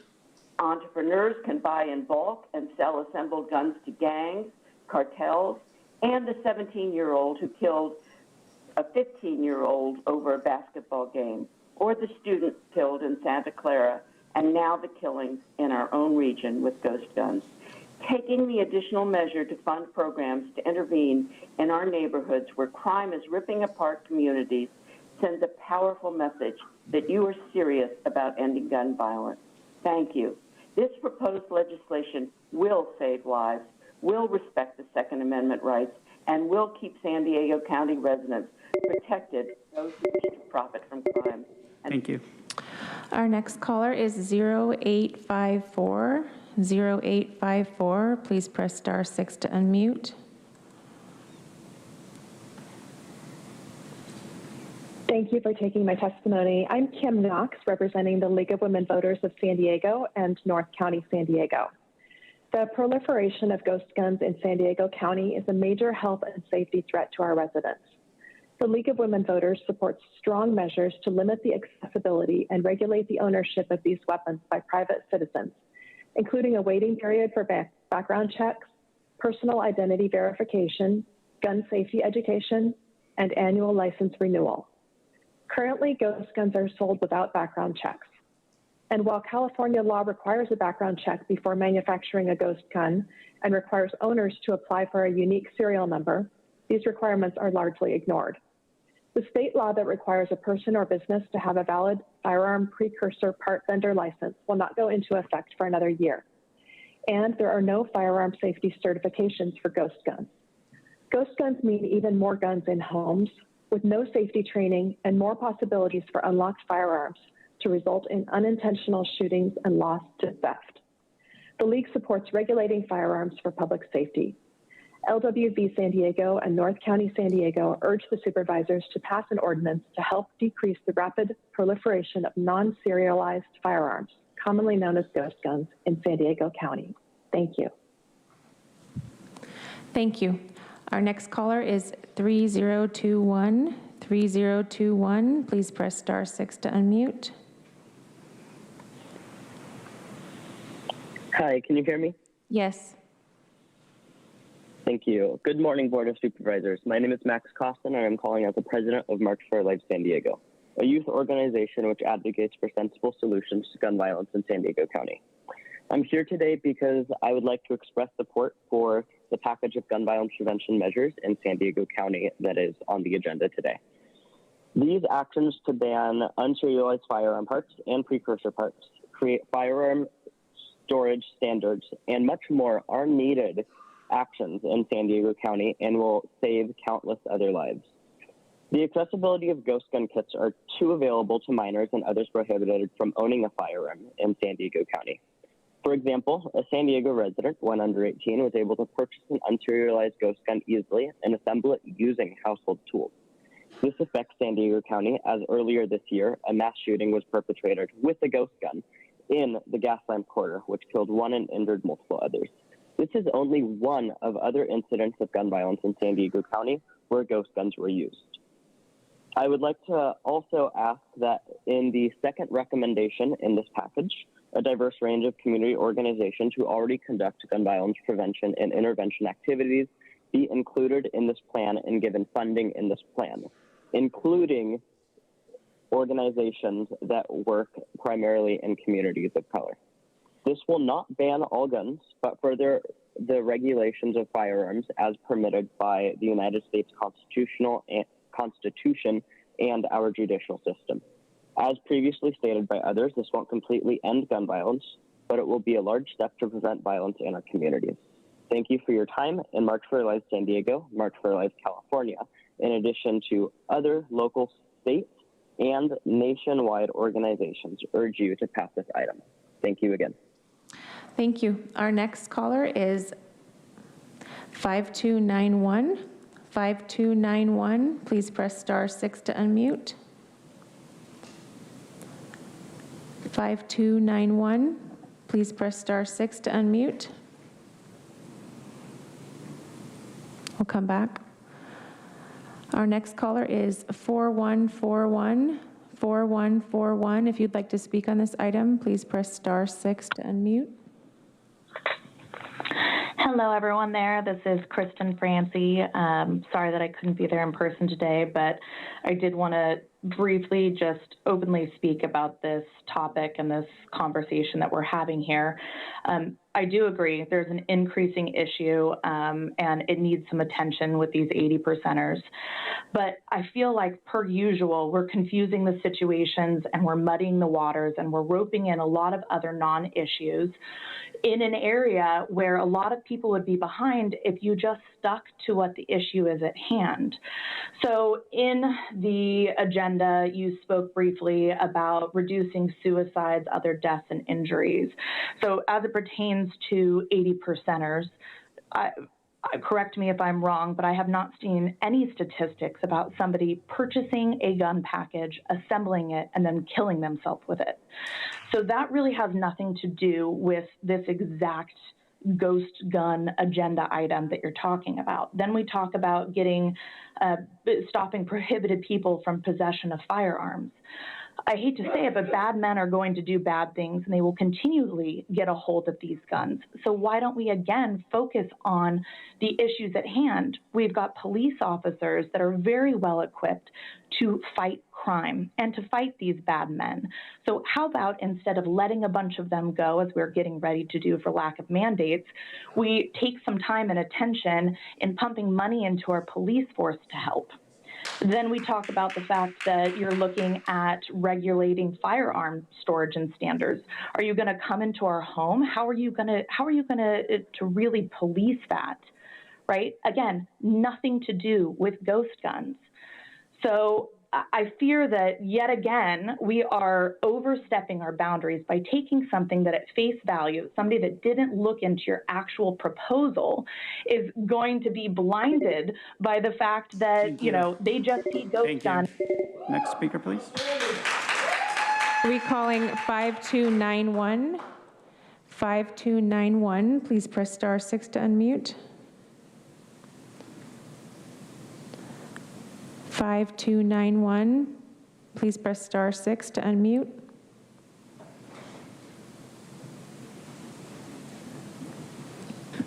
Chair Fletcher, we're not seeing any movement from that caller. That concludes public comment on this item. All right, thank you to all the callers, and in particular all the community groups who helped us craft this policy. We have a motion by myself, a second by Supervisor Lawson-Remer. Let me go to my colleagues, see if they have any requests for comment on this item. Supervisor Desmond. Yeah, thank you, Mr. Chair. Well, I appreciate all the comments that were made today and you bringing this forward. But, ghost guns themselves are already illegal. I mean, you're supposed to, if you build a gun, you're supposed to get a serial number for your gun. You're supposed to register it with the state of California. And I'm all in favor of getting, the illicit ones off the street, but they're already illegal and they're already required to be, all guns are required to be stored safely and away from children. And so I understand there's more of these being made, and, just like marijuana and vaping and all these other things, you can get it off the internet these days, which is, kind of sad. But to me, this is just putting another law on top of another law, which the city of Chicago has the strictest gun laws than anywhere else, and they have the most gun violence. They're usually top of the list. So I just don't want to start putting laws on top of laws. I really do think, and a couple of the callers alluded to it, is we got to get to the kind of the root causes of it.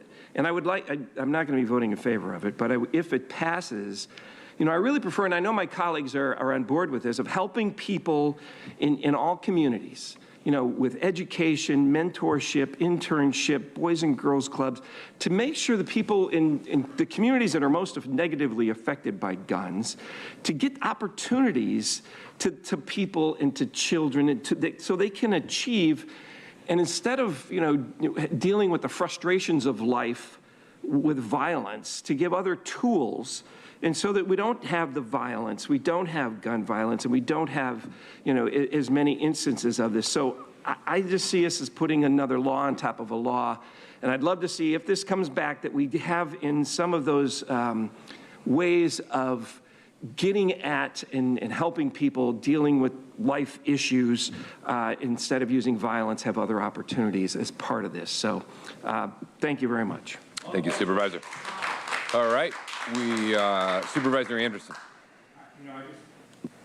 I just have a quick question.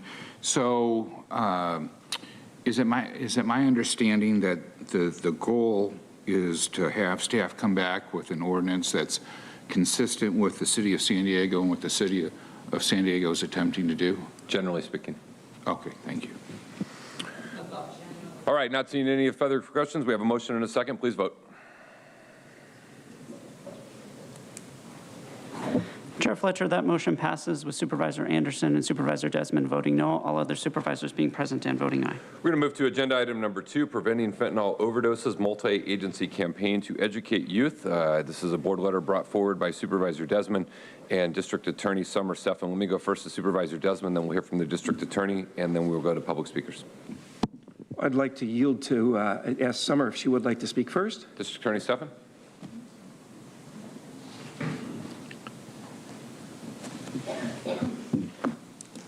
Good morning, Chair, Supervisors, CAO, Board, and community. Thank you, Supervisor Desmond, for bringing this action forward. As you know, we are in a crisis in terms of community members dying from fentanyl. We are the largest entryway for the United States for fentanyl. And while on the law enforcement side, we are doing what we can, including forming a specialized team with the DEA to fight this by tracking the supply, going from an overdose. We changed the protocols so that we can trace an overdose and stop the supply from infecting the market. That is done in each and every overdose case, but it is still not enough. The real solution is to prevent this from happening in the first place. You will hear from a parent, and I hear weekly from parents who've lost children to fentanyl overdoses. Most don't know that it is fentanyl they're consuming. It is being laced in everything from Adderall, Oxy, methamphetamine. Kids think that it is harmless, that it looks like it comes in a pill that looks like a pharmacy prescribed it, but yet with fentanyl, which is 50 times more dangerous than heroin, it's essentially poison. The numbers speak for themselves. In 2019, we had 152 overdose deaths from fentanyl. Last year, in 2020, we had 462. That's a triple effect. We've already surpassed that number, and we're on track to 700. The county has done great work. They brought together a terrific prevention campaign that is working. We have also brought with Health and Human Services the San Diego Opioid Project that brought millions of impressions and is working. But yet we know that the one harmful substance that has been reduced is nicotine and now vaping, and that's because the campaigns do not stop. They continue in different forms, they're evidence-based, and this suggestion is to target specifically the youth and to form a campaign around youth and their parents. And I support it. I believe it'll be life-saving. Thank you. Thank you. Supervisor Desmond. Thank you, Mr. Chair, and thank you, Summer, for co-authoring this item with me. This is a tragic thing, overdoses of fentanyl in a county in the country, actually. But the DA and HHSA and many others have worked very hard to increase awareness regarding fentanyl. And the work has been more of a general focus, an educational and general focus. And today, what we're asking for in this board letter is to support more of a youth focus, because we're seeing a lot more youth having or dying from fentanyl. Just three quick examples. Alexa was home for winter break from Arizona State in 2019, and she died after buying and taking a fentanyl-laced pill. Another example, 1 month into the pandemic of 2020, Bridget's teenage son was found unconscious in his bed by his brother after ingesting fentanyl. Luca was 13 when he took the drug the afternoon before he was supposed to start back in person in school for classes since the lockdowns. His mother held her son for the last time as he was being put in the coroner's van inside of a body bag. So these are just a few of the cases over the last few years in the wave of deaths among teens and young adults who bought what they thought to be a prescription pill. Adderall, Percocet, Oxycontin, or Xanax, and it turned out to be a counterfeit pill containing a deadly dose of fentanyl, which is about 100 times more potent than morphine. And I learned that fentanyl is like the size of a grain of salt. It's very, very tiny. Many of these pills are traded openly. You can get them on the internet via social media, and it's been linked to the sale of fentanyl-laced counterfeit pills that have caused the deaths of many teens and young adults in at least 15 states, according to the Partnership for Safe Medicines. And these counterfeit pills, they look like legitimate prescription medications. It's got the markings on it and everything else, just like regular prescription drugs. But 25% of the counterfeit pills seized and tested in the United States contain enough fentanyl to kill a teenager or anyone else, according to the Drug Enforcement Administration. San Diego County, we've done a great job to create awareness about fentanyl, but today we're asking for more support for a more targeted campaign to our youth. Studies show that youth and young adults are dying and overdosing locally and across the nation. The data in our county demonstrates the need, as our District Attorney Summer Steffen pointed out. 85% increase in overdoses in the age 16 to 25-year-olds from 2017 to 2020. And as Summer had pointed out, in 2021, we're already going to break and exceed those numbers. So the time to ramp up the efforts is now. I've always felt if people knew better, they would do better. And I always want to make sure that these young people know about fentanyl, know about the risks that are out there and how it could take their life. So I'd like to make a motion in support of the recommendation of this item. Thank you. Thank you, Supervisor Desmond. We've got a motion. I'm happy to make a second to that. Let's go to our public speakers, and then we'll come back to the rest of the board. Ask the clerk to call the speakers. Thank you, Chair Fletcher. We have 22 requests to speak on this matter, 6 in person and 16 by phone. Also note for the record that there were 7 e-comments, all in favor of this item. We'll begin with the in-person speakers. I'd like to invite forward Rocky Heron, Alan Johnston, and Child of God. As your name is called, please come forward and line up on the east wall under the murals, and you'll have 2 minutes to address the board. I'll ask you to please state your name for the audio record.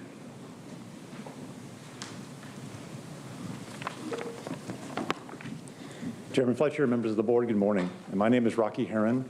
I'm the newly hired alcohol and other drug ambassador for the San Diego County Office of Education. I recently retired after 31 years as a special agent with the DEA, and I spent the last 14 of those years working extensively in San Diego schools trying to warn our kids about the risks of drug abuse.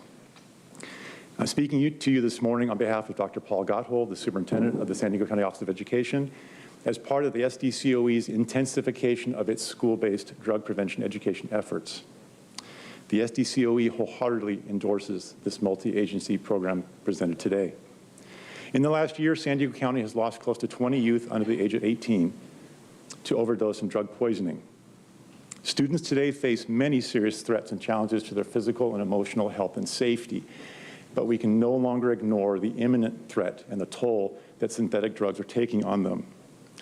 As a now former DEA agent, I can assure you there are no signs that the flood of fentanyl and methamphetamine coming into San Diego will do anything but worsen in the years to come. All of the risk factors for teen drug usage have been terribly exacerbated by the difficult COVID lockdowns that our students have experienced in the last year and a half. The SDCOE believes it is imperative to take all possible steps to educate our youth about the risks of these drugs before they make the fateful decision to consume them.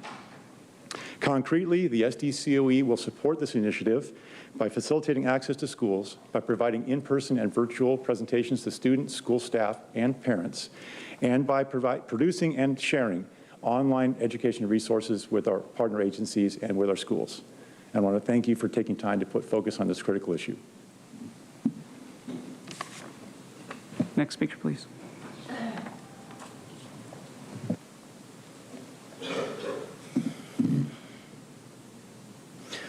Thank you for allowing me a few minutes to share the story that my family has lived over this last year.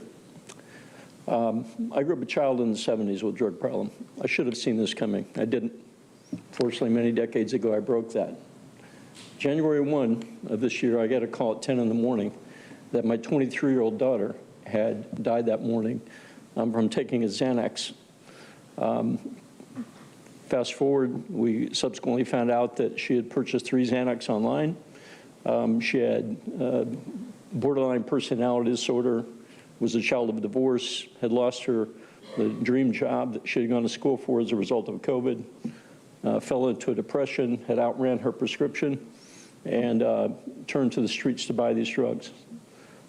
She bought 3, she had 2 in her purse when the coroner gave us the report. So she took 1 Xanax, and it killed her. The impact on our family is devastating, to say the least. It made me fearful for so many things. I'm afraid I'm going to forget what her eyes look like. I'm afraid I'm going to forget what her voice sounded like. I'm afraid that I'm going to forget what her hugs felt like. I'm sad that my daughter lost her best friend. I'm sad that her baby brothers lost the chance to, or her big brothers lost the chance to take care of their baby sister. It took her mother's only child. This isn't an easy problem to address, and I know that. It's a combination of legislation, education.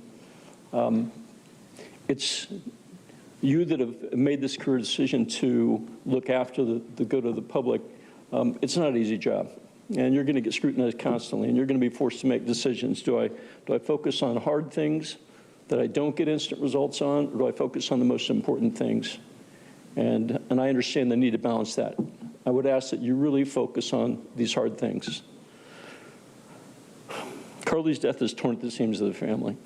It opened my eyes to a problem that is tearing apart this country. I spend about 50% of my time traveling the world working in different countries, and there isn't anything occurring like this anywhere else on the globe. It's here. It's a combination of porous borders. It's a combination of stress and anxiety causing kids to look at this. It's a combination of our parents being so busy that we don't spend as much time with our kids. It's not an easy problem to fix. Pharmaceutical industry pushing drugs on kids for the last, Lord knows how many years. Education is the one thing that's quantifiable that we can do. I would pray that you would just take this effort incredibly seriously. There's a growing army. There's a growing army of children that are being lost to this. There's also a growing army of parents that are willing to take a stand for this and be a part of that educational process.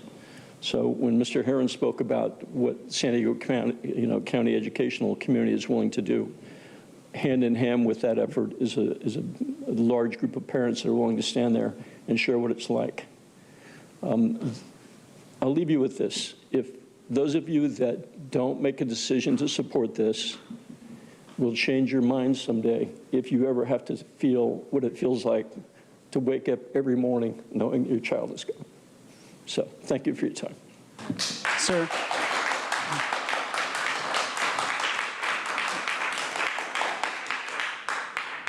And just to confirm for the record, that was Alan Johnston. Next speaker, please. Before this next speaker begins, I'd like to invite the speakers in opposition to this item, Jason Robo, Alan Curry, and Audra Morgan.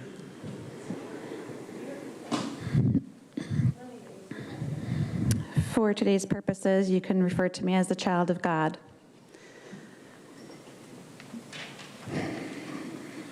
It is an abomination that we are considering this concept of this overdose with fentanyl without also noticing, what's that smirk on your face, dude? Hey, man, Oh, you're not a man, okay. Hey, man. Yep, not a man. Only plays the role of the hat and the charade. And then we actually said that today we had this Pharmacy Appreciation Month, but then we have an agenda item about this overdose of these drugs. We have to get to the root of the problem, and the root of the problem is pharmacy. Pharmacy is pharmakia. In the Bible, it tells us specifically by God's words, pharmakia is playing sorcery. It is a sin. It is important that we identify that and get to the root of the problem. Stop worshiping these scientists. I'm going to go back and talk about the other item that someone asked me a question about outside in the lobby, because apparently we need others to be able to guide them, and I am here as a shepherd. When you look up the word gun, it says an engine of war. It doesn't say the person who begins the war, an engine of war. Also, a spark or flame used to fire a cannon. When you think about the chakras, the spark or flame is the solar plexus. Ghost, literally the first definition is breath. That is our throat chakra. Put that together. They are trying to control our throats and our solar plexus. Thank you. Next speaker, please. Hello, Alan. Thank you, District Attorney. It's so important watching for our kids, but I'm kind of concerned with the funding. As the lady just left, what she pointed out, a lot of this stems from not only doctors issuing out opioids, which is legalized, the marijuana shops. 5 times more tax revenue, the hairdresser doesn't have a chance to go in there, but are we leading this to worst case scenario where from the marijuana shops to the opioids and then the fentanyl? That's where we gotta look at the source. You can tell the kids that no matter how many times you tell the kids, the drug users, the hard one, you're not gonna change that. We need to go after the source. Get a panel, just like we do the COVID, where we have a panel of doctors looking at the COVID. Why don't we do that with a panel of doctors and say, hey, these painkillers, maybe they're not quite a good thing after all. Why are opioids still legalized? That needs to be addressed. But please look into that. Thank you.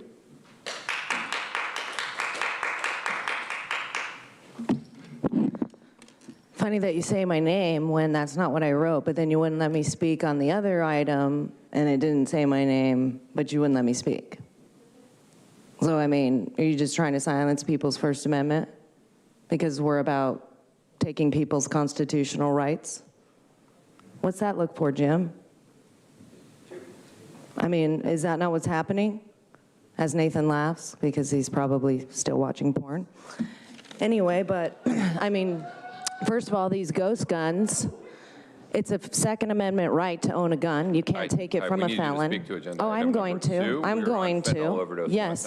Let's say thank you to Big Pharma for that, and the government for putting it on the streets so that kids can overdose, and then you can blame it on other things. And the ghost guns, you try and take that from a felon when a felon has already served their time, and you're saying that they can't even own a gun. Well, I mean, if you already did your time, it's your constitutional right to vote and to have a gun. You don't even have to register it. That's not in the Constitution. Amen. So where is it in the Constitution that it says that? Huh? And then if you lock up this gun and then, God forbid, somebody come to your house, yeah, and then, you know, threatens you and kills your family, and then your gun is locked up. Oh, what am I gonna do? How am I gonna protect myself? Just because you guys don't want that? That's why the officer said to me, they're coming for your guns next. Don't let them take them. Why would I be told that? By someone who has no stake in that? To warn the people of what's coming because of what you guys are doing. You're trying to take our guns because then we can't protect ourselves from people like you.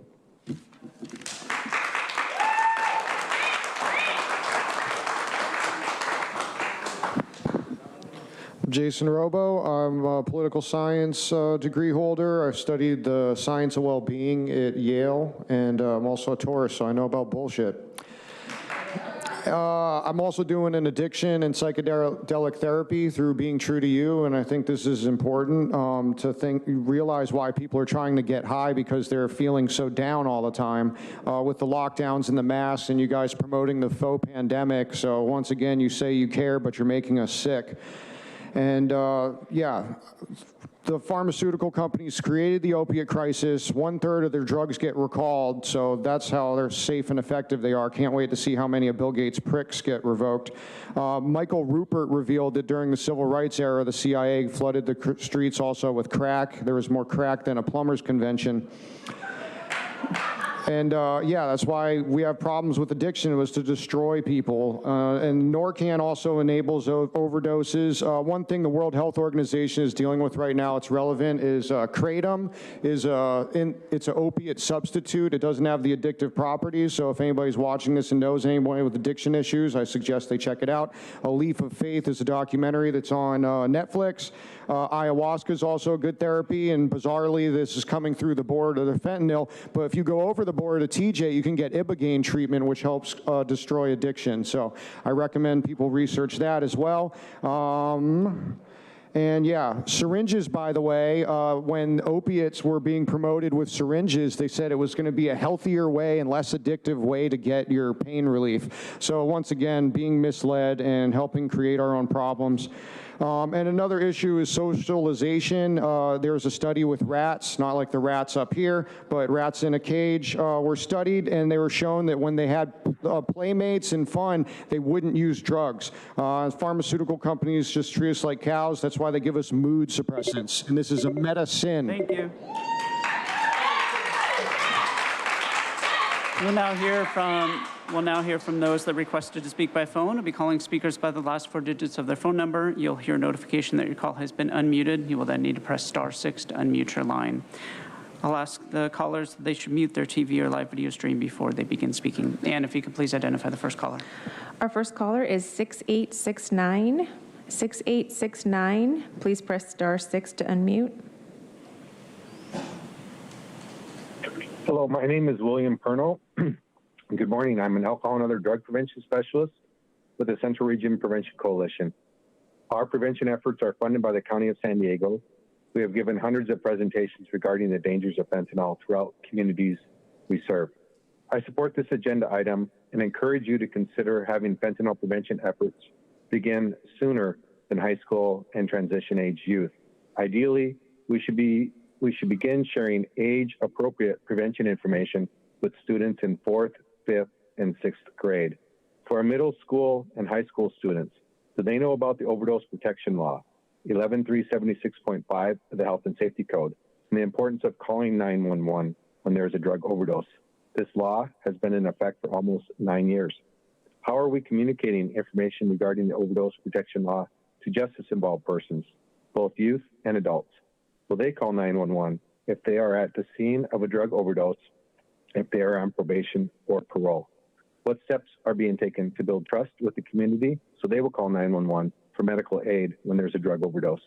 We appreciate the ongoing efforts to provide naloxone training, Narcan distribution, and also fentanyl test strips to the community at no cost. This will help save lives. With fentanyl and all street drugs, every parent and every child needs to be aware of the risks for an opioid overdose. Life-saving Narcan should be in every home, just like a smoke alarm and a fire extinguisher. We hope that they will not be needed, but they are there in the event of an emergency. In 2020, 19 teens died from fentanyl-related deaths. The youngest was 14 years old in San Diego County. We welcome all efforts to address the record number of fentanyl-related deaths in San Diego County and across our country. Thank you. Thank you. Our next caller is 1242. 1242, please press *6 to unmute.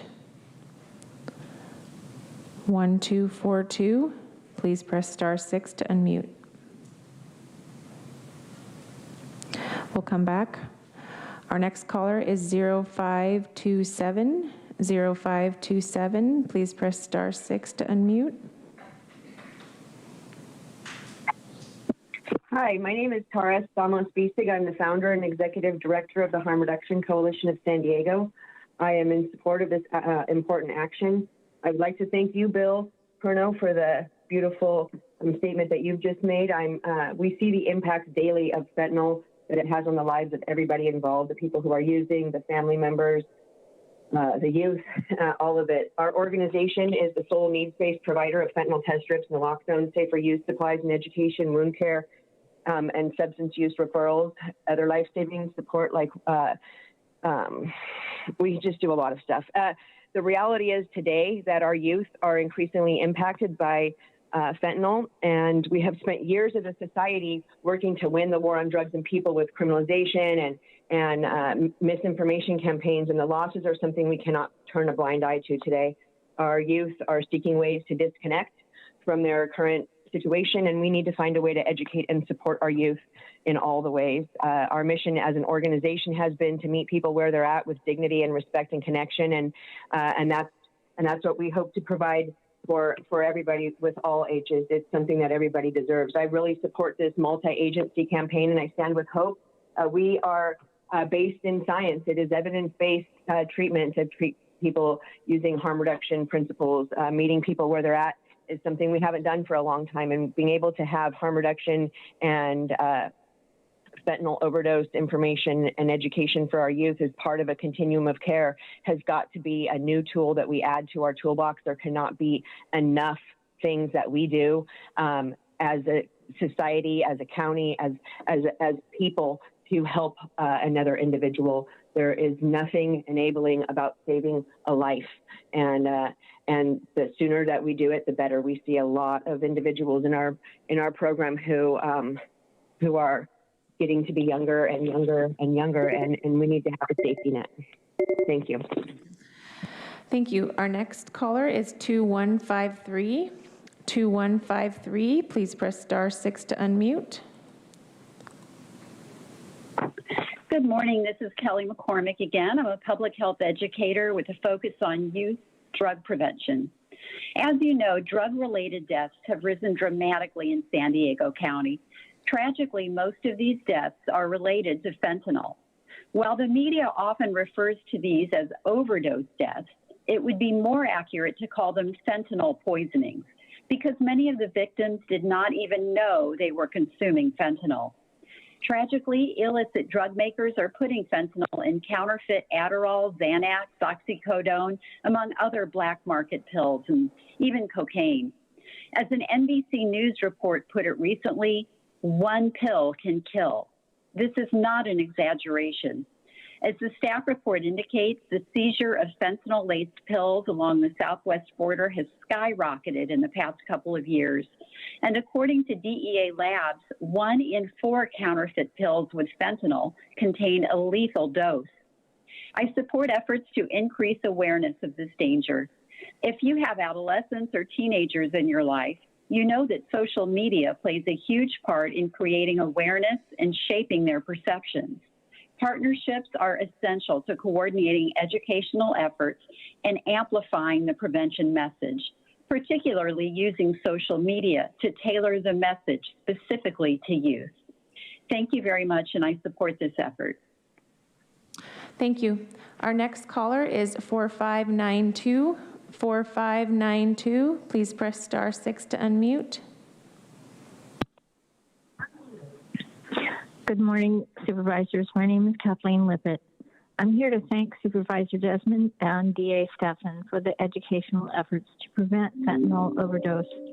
It's refreshing and increasingly rare to hear a public elected who is not influenced by industry money.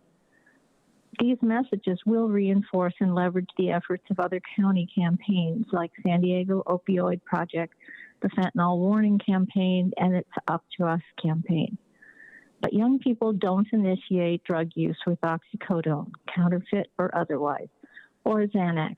According to Substance Abuse Monitoring Report, marijuana has remained their drug of choice. This board majority is not following the science of marijuana. Where is their concern for the misinformation we continue to hear from the marijuana industry, and also sometimes from Chair Fletcher? Their myths and rhetoric are promoted because of their economic conflicts of interest, but they are never acknowledged. Yet you are enthusiastic and determined when it comes to your ideological claims of marijuana. There continues to be a low perception of risk, easy access, drug normalization, and now local governments who enthusiastically support and partner with a deceitfully titled industry and an ordinance titled Marijuana Social Equity Framework for the Future. I don't think you want a future that where your children become bud tenders, intern at marijuana dispensaries, or are given grants to work there. I doubt that I believe that you would have higher expectations, and you should have the same high expectations for those who were previously convicted of drug abuse and in low economic communities. Thank you. Our next speaker is 3800. 3800, please press *6 to unmute. Thank you. My name is Barbara Gordon. I'm here today because I work with young people. The lives of our teenagers and young adults are increasingly endangered when they unknowingly purchase and then consume counterfeit pills that contain fentanyl. It can be fatal in a frighteningly one dose. I applaud Supervisor Desmond and DA Stephan for bringing this recommendation to develop a culturally and age-appropriate substance use awareness campaign that includes a focus on the dangers of fentanyl. Understanding what fentanyl is and how it lands in teenagers' hands is one of utmost importance in protecting them from its danger. Understanding how and why powerful drugs have lured so many adolescents is a first step towards protecting them from harm. Teens abuse medication for a variety of reasons. It's not always just to get high. Maybe trying to fit in, peer pressure, physical or emotional pain by self-medicating. Using this drug just once, intentionally or not, could cost a teen's life. To begin to end this tragic epidemic, parents first need to educate themselves and then sit down with their kids and educate them. It's crucial that we as a society take action now to combat teen drug abuse and protect teens from falling prey to fentanyl. Thank you very much.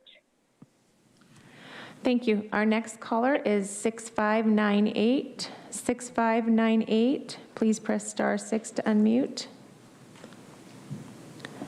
6598, please press *6 to unmute.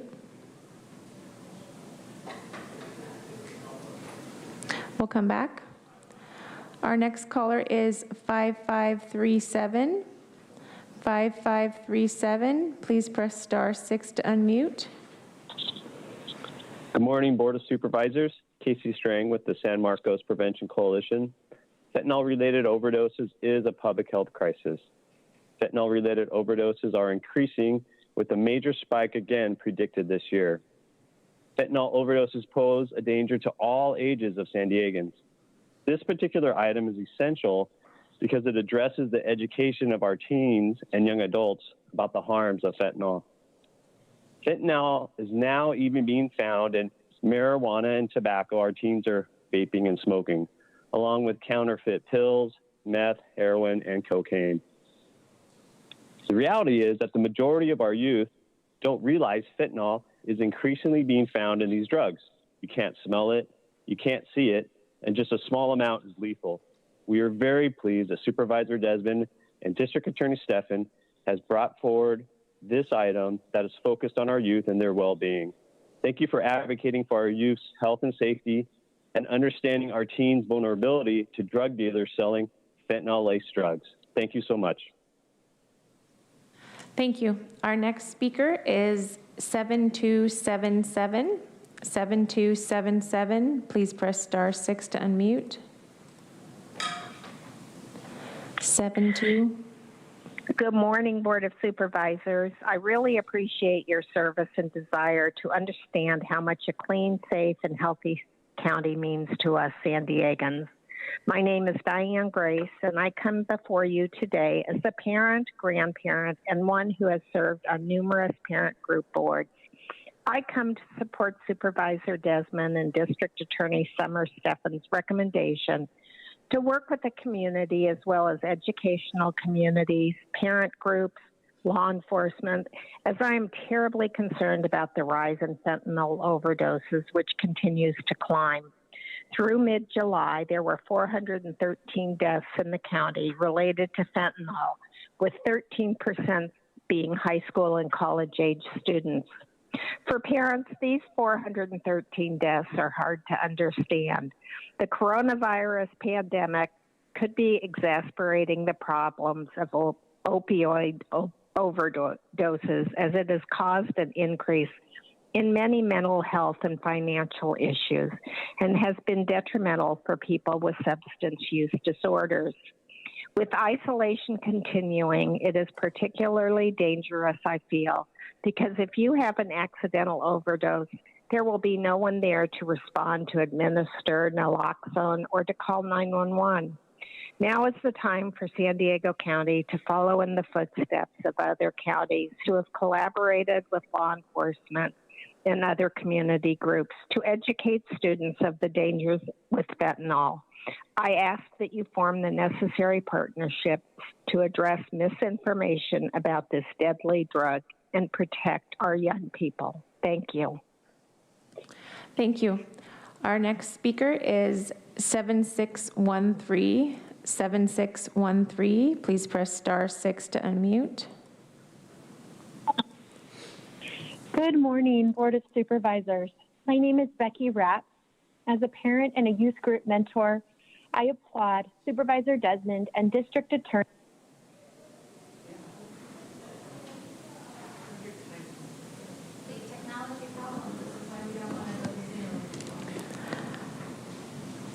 Our next caller is, there she is, she's back. 7613. 7613, if you press *6. Can you hear me? Yes. Oh, great. Okay. Good morning, Board of Supervisors. My name is Becky Rapp. As a parent and youth group mentor, I applaud Supervisor Desmond and District Attorney Steffen for their efforts in education and prevention of drug use. Preventing fentanyl overdoses is one of the most important issues we are facing, as the percentage of street drugs laced with fentanyl is climbing at a staggering rate. I recently learned that the seizure of fentanyl-laced pills along the southwest border increased more than 89% from January 2019 to December 2020. As stated, the San Diego County Medical Examiner's Office reported astounding numbers, such as 462 accidental overdoses attributed to fentanyl in 2020 compared to 152 in 2019. That's 310 more deaths due to fentanyl overdoses in 1 year. Immediate intervention needs to take place, and I admire those who are willing to implement solid prevention programs that have the capability to educate and prevent drug use. This education should begin in the elementary grades, as by the time children are in middle school, they are already bombarded with drugs and pressures from peers. It's crucial we not normalize drug use like marijuana, as marijuana is the gateway drug, opening youth up to other drugs. Please don't enable marijuana businesses in our county where these addictive behaviors begin. Thank you. Thank you. Our next speaker is 1822. 1822. Please press *6 to unmute. Good morning, Supervisors. I'm Peggy Walker. As a public health educator working with youth, I thank Supervisor Desmond and DA Summer Steffen for your leadership in this educational campaign. Funding could not be better spent. Fentanyl is said to be the drug of choice of drug cartels because of high profitability, extreme potency, and ease of smuggling into the U.S. My research shows that according to the U.S. Customs and Border Protection, the amount of fentanyl seized at the southwestern border in just the first quarter of this year alone increased 233% over last year. The entire community must also be made aware that fentanyl sales have evolved with social media and mobile phone apps. As mentioned, children are losing their lives after taking clandestine prescription drugs cut with fentanyl ordered on these apps, where sales take place without regulation. Local cases have been cited. Another example is Alexander Neville, 14, of Orange, who died in his bedroom after taking an oxycodone pill that contained fentanyl purchased from the app Snapchat. His mother is demanding accountability, but meanwhile, insidious apps like Snapchat continue to let innocent children know that they can buy drugs and pills through pictures and messages that self-destruct after they are sent. TikTok algorithms send children to drug sites meant for adults. The ease and access of ordering on social media and apps like these make it too easy for kids to purchase these deadly products. You're right, Superintendent Desmond. The public needs to know, and education is our best weapon. Thank you so much. Thank you. Our next caller is 9887. 9887, please press *6 to unmute. Good morning, Board of Supervisors. My name is Carol Green, and I'm president of the California State PTA. I would like to support this resolution and let you know that in addition to my role, I have experienced being the mother of a child who experienced mental health issues and self-medicated. The 462 accidental deaths we talk about, or the 152 in 2019, the 13% high school and college-age students, these are all individuals. These are children.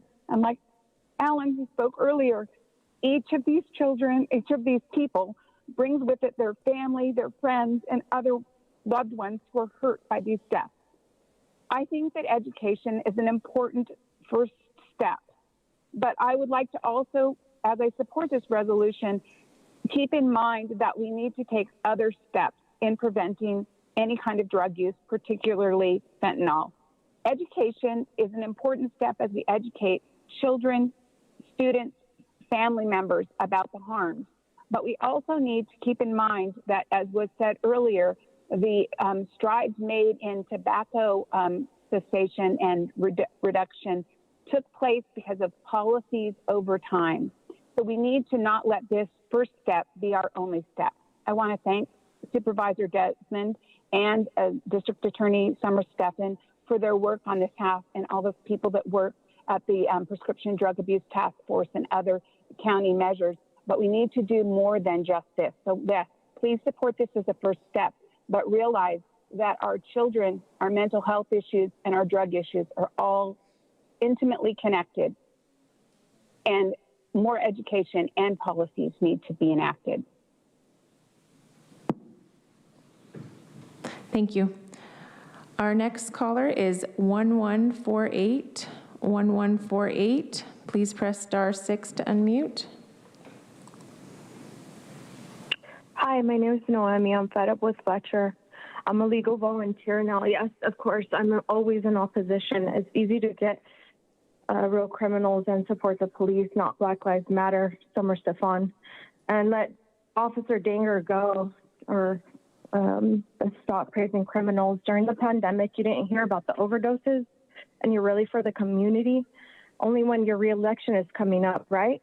The pandemic started and many people died. Where were you? Talk to the DEA. You should have known back then, but you obviously are doing this just because now you're going to be reelected, or you want to be reelected. Talk to them, figure out who the cartel is that's doing this. One particularly that probably killed my relative. As a parent, Narcan should be available in public places next to first aid systems if you really want to do something about it, because obviously we're, living in this situation where it's not going to go away. I mean, we're right next to the border where it always comes across those those other drugs that are available to us at a very cheap price coming from there, because we can't get it from here, such as this epidemic that's evidently never going to end. But it should start from there. When kids are kidnapped in the middle of a pandemic and you don't prosecute the people, Stefan, that's alarming. That's very alarming there, because you should prosecute the people that are trying to get our children and harming them, but you don't. You're like, oh, just when it's convenient for me, which is really a slap in the freaking face. So do whatever you want, because you guys already know that what you're going to vote for before these meetings even start. Yeah, so I mean, like I said, I'm not scared of nothing. I'm just sick of it. Thank you. Our next caller is 5484. 5484. If you'd like to speak on this matter, please press *6 to unmute. 5484.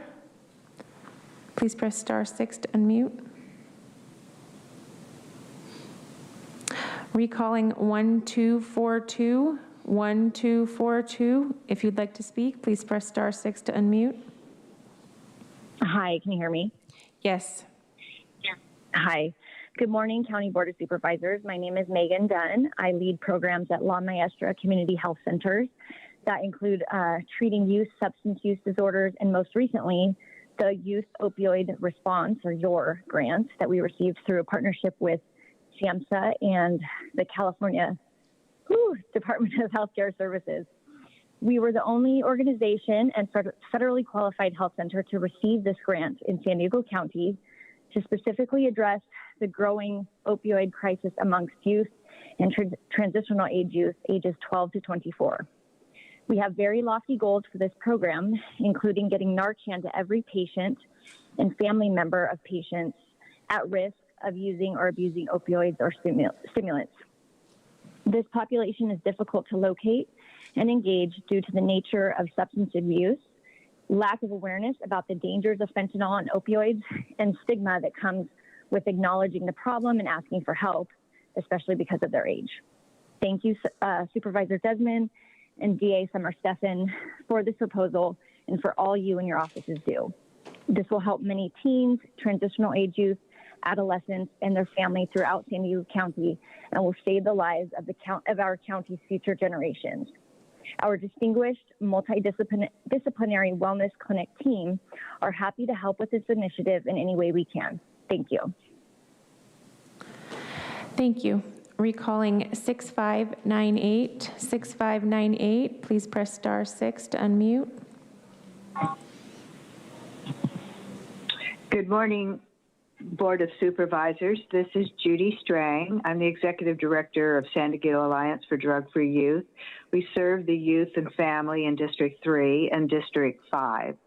I note at the heart of this item 2 are the partnerships, and I'd like to acknowledge some of those partnerships that mean so much to us, the parents and families of these young people who are being harmed.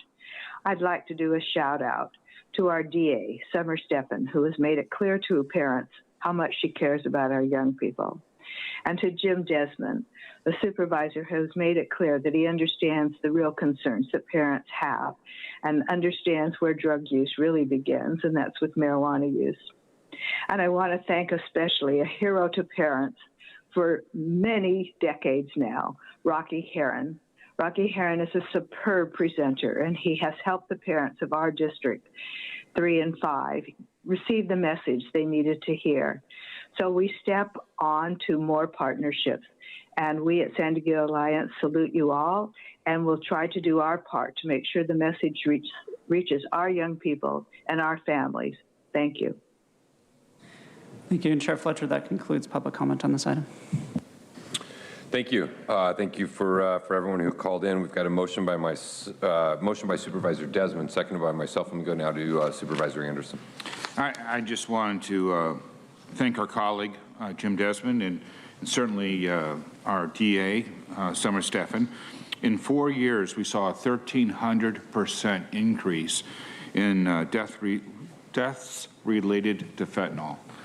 And that's a staggering number, far more than any other threat to our children. So I'm more than happy to vote for this. Thank you. Thank you. Let's go to Supervisor Lawson-Remer. Thank you so much. I really would like to thank Summer Stephan and my colleague Jim Desmond for bringing this item forward. The number of young people dying from drug overdoses is tragic and far too high. We must do everything we can to prevent unintentional deaths due to this crisis, which has been made so much worse by the prevalence of fentanyl in our communities. Lessons learned in the 80s from our Just Say No campaign showed us that fear is not enough to solve these kinds of problems. Education, role play, and informed decision-making is what we know works. In June, we received a comprehensive update on the county's substance use harm reduction strategy that I'd encourage staff to reference as we look to implement this awareness campaign, including the distribution of naloxone and Narcan to counteract opioid overdoses, and as well as fentanyl test strips. So again, I strongly support this action, and it is just such a tragedy to see young people dying in our community because of just really tiny drops of this incredibly dangerous and deadly substance. So it's time that we do something and take action, and I'm proud to support this item. Wonderful, thank you. Motion by Supervisor Desmond, second by myself. Not seeing any additional requests to speak, please vote. Chair Fletcher, that motion passes unanimously with all supervisors being present and voting aye. We're going to try and get agenda item 3 done before we break for lunch. Agenda item 3 is brought forward by Supervisor Lawson-Remer, data-driven approach to protecting public safety. I'll go first to Supervisor Lawson-Remer, and then we'll hear from public speakers on this item.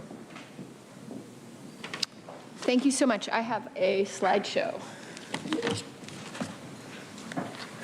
Thank you.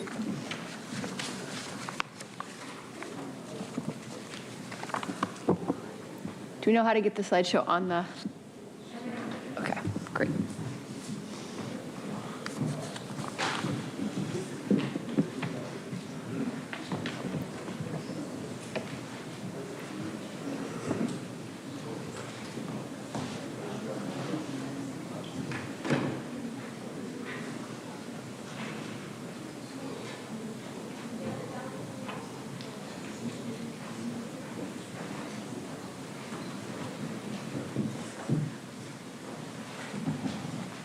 Great. So I'd like to provide an overview of item 3, a data-driven approach to protecting public safety, improving and expanding rehabilitative treatment and services, and advancing equity through alternatives to incarceration by building on lessons learned during the COVID-19 pandemic. That is certainly a mouthful, but only because we are biting off quite a number of important topics with this item. Next slide, please.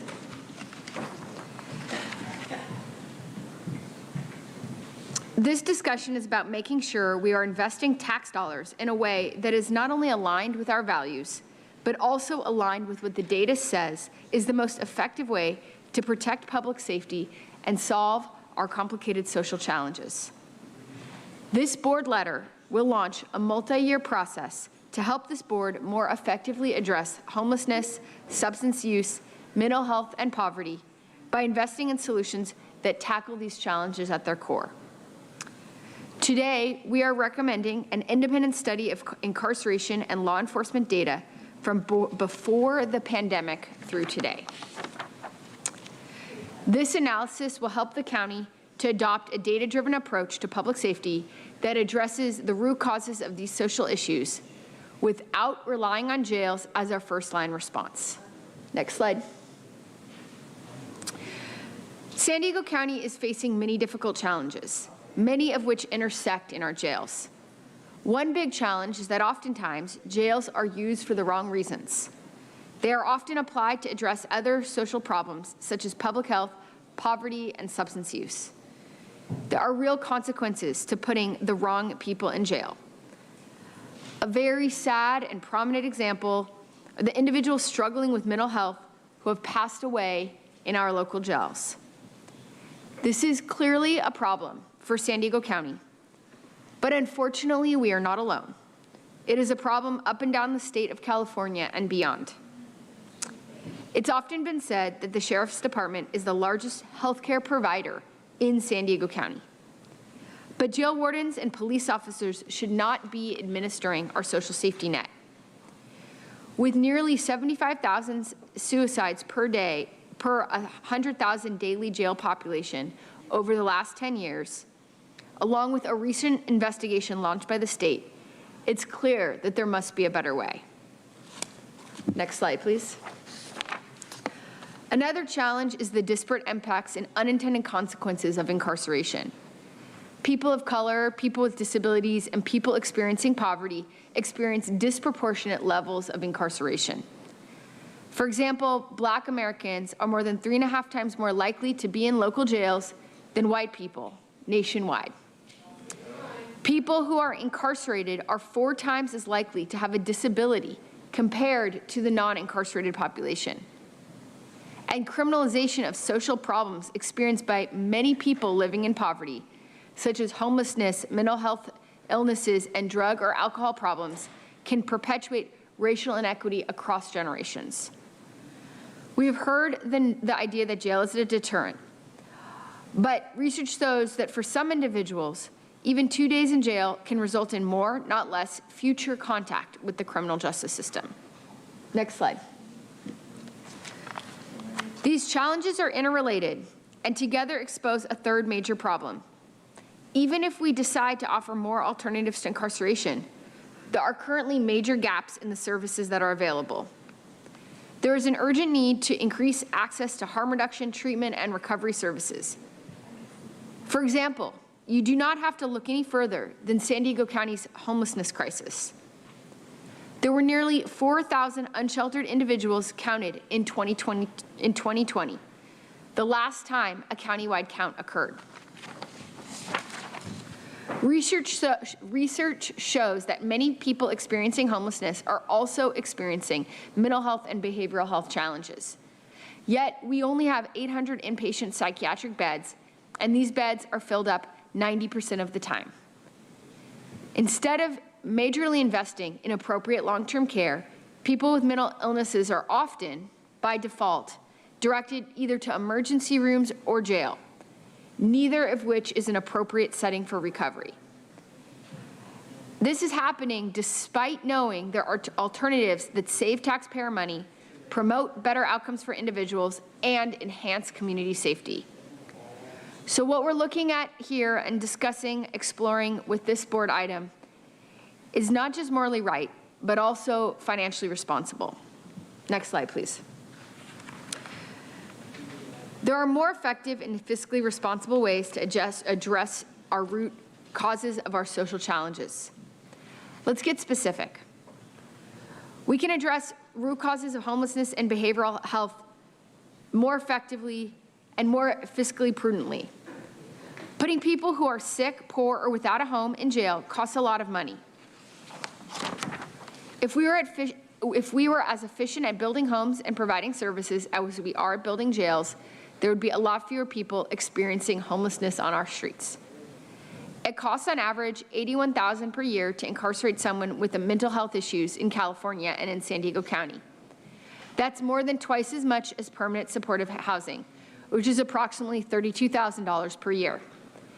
And jailing someone with a behavioral health issue is at least 8 times more expensive than an outpatient sobering program, which costs between $3,000 to $10,000 per year. Next slide. Oh, leave it, sorry. So why are we having this conversation now? Because COVID, once again, is making us look at our reality in a new light. Driven by public health and physical distancing protocols put in place during the pandemic, law enforcement officials have been less likely to book people into jail for minor offenses often associated with homelessness or behavioral health challenges, such as encroachment, loitering, and illegal lodging. This chart shows the average daily jail population by year. In 2019, before the pandemic, the average size of our jail population was about 5,600 people. After the pandemic hit, our jail population decreased by a whopping 25% to about 4,200 people per day. And in 2021, it fell even further to about 3,800 people per day. The past year has shown how much we were using jails as a first-line response to social problems. Next slide. What are the effects of this change in incarceration tactics? That's what we would like to understand. By conducting a data-driven analysis, we can explore the effects of the smaller jail population, and most importantly, we can identify the service gaps that became apparent when people experiencing homelessness, mental health, substance use, and other issues were no longer being booked into jail. Next slide. If approved, the county will work with experts throughout the next year to conduct an empirical analysis of jail, law enforcement, and other public safety data from 2018 to the present in order to ensure that policy recommendations are based on evidence. We will develop policy recommendations based on best practices in order to safely keep jail populations at reduced levels by investing in alternatives to incarceration for people who do not pose a public safety threat. We will perform a gap analysis to identify holes in current treatments, facilities, and programs that could be bridged to better serve the community as an alternative to incarceration. We will analyze costs, savings, and long-term fiscal impacts to help the county determine where to best invest resources in the future to support the data-driven recommendations, such as building more behavioral health facilities. We will recommend candidates for jail diversion programs, which could include individuals without a home, people with struggling drug use and mental health challenges, and youth and young offenders. And we will focus on disproportionately represented individuals and who experience substance use, mental health, poverty, and homelessness challenges at a greater rate, such as young adults, LGBTQ2IA+ individuals, disabled individuals, communities of color, including Black, Latinx, Indigenous, Asian American, and Pacific Islander communities. Next slide. Oh, actually, you're already there, ahead of me, thank you. There are 4 recommended actions in this item. First is directing the CAO to contract with an independent consultant or consultants as necessary to conduct research, collect input, and return with a data-driven analysis. They will also return with comprehensive recommendations to expand alternatives to incarceration for individuals who do not pose a public safety threat. Second is directing a contract with an independent consultant to analyze cost savings and long-term fiscal impacts of the safety through services approach. Next slide, please. Third is approving a bidding process for contracts to deliver the action items in recommendations 1 and 2. And fourth is to collect input from stakeholders and the community by the CAO to effectively and safely reduce San Diego County jail populations and for the CAO to return with recommendations. Next slide. In terms of next steps, we will see report backs from both the Chief Administration Officer's team and the independent consultants over the course of 2022 and 2023. We'll receive preliminary reports with analysis and recommendations in February and March of next year. Throughout the year, we will see an interim report and then a draft comprehensive report, and we'll see a final report in February of 2023. Next slide. I'd like to thank everyone who played a role in creating these recommendations. These did not start here at the board. It started with the community. So thank you very much to the community groups, justice system reform experts, public safety experts, racial justice advocates, healthcare, behavioral health, and homelessness service providers and experts who contributed to crafting this proposal. This would also not have been possible without the partnership of our District Attorney, Summer Steffen, and our San Diego City Attorney, Mara Elliott. I would now like to welcome representatives from the San Diego City Attorney's Office who will say a few words. They will be followed by our District Attorney. So I'd like to invite Nicole Crosby and John Hemmerling up to speak. Thank you. Hello, everyone. Board of Supervisors, Chair. I'm John Hemmerling. I'm the San Diego Assistant City Attorney for our Criminal Division. And thank you to Supervisor Lawson Reamer for inviting us all here today to talk about this important topic. The San Diego City Attorney's Office supports Supervisor Lawson Reamer's data-driven effort to establish countywide alternatives to criminalization that keeps our community safe, connect vulnerable residents to needed services, and offers a meaningful opportunity to get their lives back on track. Like many of you here today, we share the supervisor's goal Under the leadership of the City Attorney Mara Elliott, the Criminal Division of the City Attorney's Office believes we can better protect San Diegans by diverting vulnerable residents away from the criminal justice system. It makes sense to get to the root of the problem instead of continuously prosecuting these individuals, those struggling with addiction and mental health problems, and turning our courthouse and jails into costly and ineffective revolving doors. We've had success in our office with some of our diversion programs, such as prosecution and law enforcement assisted diversion services, otherwise known as PLEADS, that you all may have heard at. Its aims to give individuals a chance to escape the criminal justice system, to begin to recover, and to build a better future. The county is an important partner on PLEADS and other diversion efforts, and we look forward to more coordination, collaboration, and expansion of those programs as well. Diverting individuals who need treatment away from criminalization is not only a compassionate thing to do, but it saves money. It really does, and we've proved that. And it allows public safety resources that are critical and valuable to get to the things that are most important to the public, for sure. When lives are at stake, there's no other option than to try innovative approaches like the one supported here by Supervisor Lawson-Remer. The people we're trying to help among the most vulnerable in the society, and yet the hardest to help, and absolutely the most resistant to this type of treatment. They end up time and time again either in the emergency room or jail. Neither of those address the underlying problems and prevent the same thing from reoccurring days later, over and over again, then you get the same response. As a region, we need to build towards a model where an immediate intervention by behavioral health services is the norm.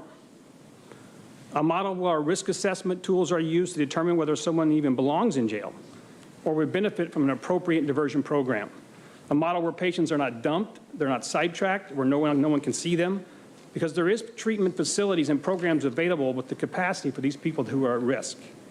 Let me talk about a couple of cases here and then what's happening to make that possible. I'll introduce Nicole Crosby. She's the Chief of our Government Affairs and Accountability Division. Good morning, everyone. A homeless 69-year-old male. He has a history of drug use, justice involvement, and major neurocognitive disorder. In layperson's terms, dementia, thinking about our old family members, people who just can't function independently any longer. He has a lifetime of 900 calls to 911. In November of 2020 alone, he called 911 109 times, mostly to be brought to the hospital for food. He was regularly robbed on the streets of what little money and food and clothing he had. He was very vulnerable on the streets.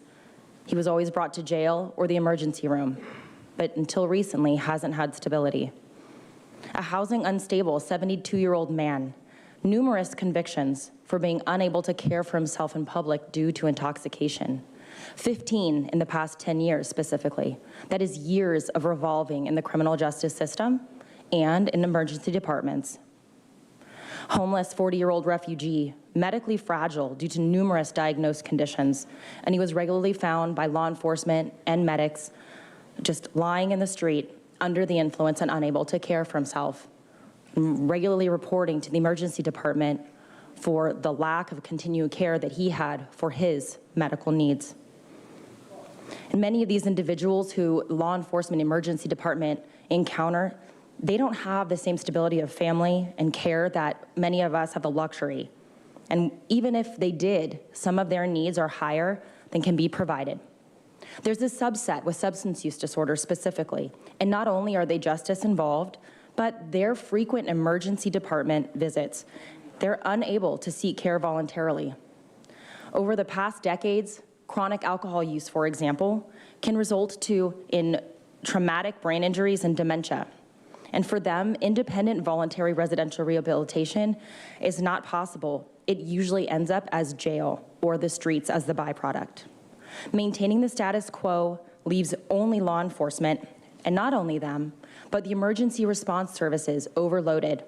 It impacts emergency departments, doctors, staff, watching helplessly as patients cycle in and out of periods of intoxication and withdrawal with no end in sight.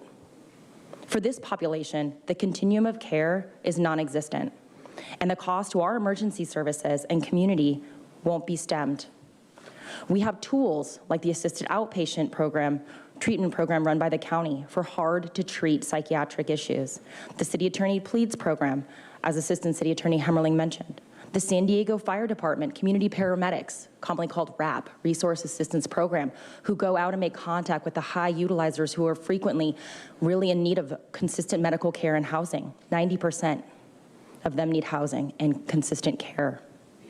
So we need to help people get on the right pathway as soon as possible, and without stagnating for days, months, and years until we may not be able to get them back to stability, and especially keep them out of jail or the streets with permanent supportive housing. We need to expand the tools and more, just as Supervisor Lawson-Remer indicated, because every call to 911 for a medic or to dispatch law enforcement costs a minimum of $1,000 for one event. Double or triple that, quadruple, even more if they're taken to an emergency department. Add on prosecution, court time, jail time. Individuals with dozens or hundreds of contacts can easily reach costs of $300,000 to $400,000 per person, and that's a very conservative number. So more needs to be done. Thank you very much for that. And I think it's been stated by the chair and many of the Board of Supervisors here that substance abuse and mental health problems is a public health emergency that needs to be addressed, not through the criminal justice system. We shouldn't be relying on the deputies on the streets, the cops on the streets, our paramedics in our emergency rooms to solve the problems of the public health crisis. They have more jobs that they can be doing to solve other issues out there, such as violent crime and gun violence. Let's have them do that and not solve the public health problems here. Thank you very much. I know there's other speakers that want to also speak. I appreciate the time that you gave us today. And on behalf of the City Attorney's Office and Mara Elliott, thank you very much for considering this. Thank you. Do you have other presenters? Yes, Summer Steffen.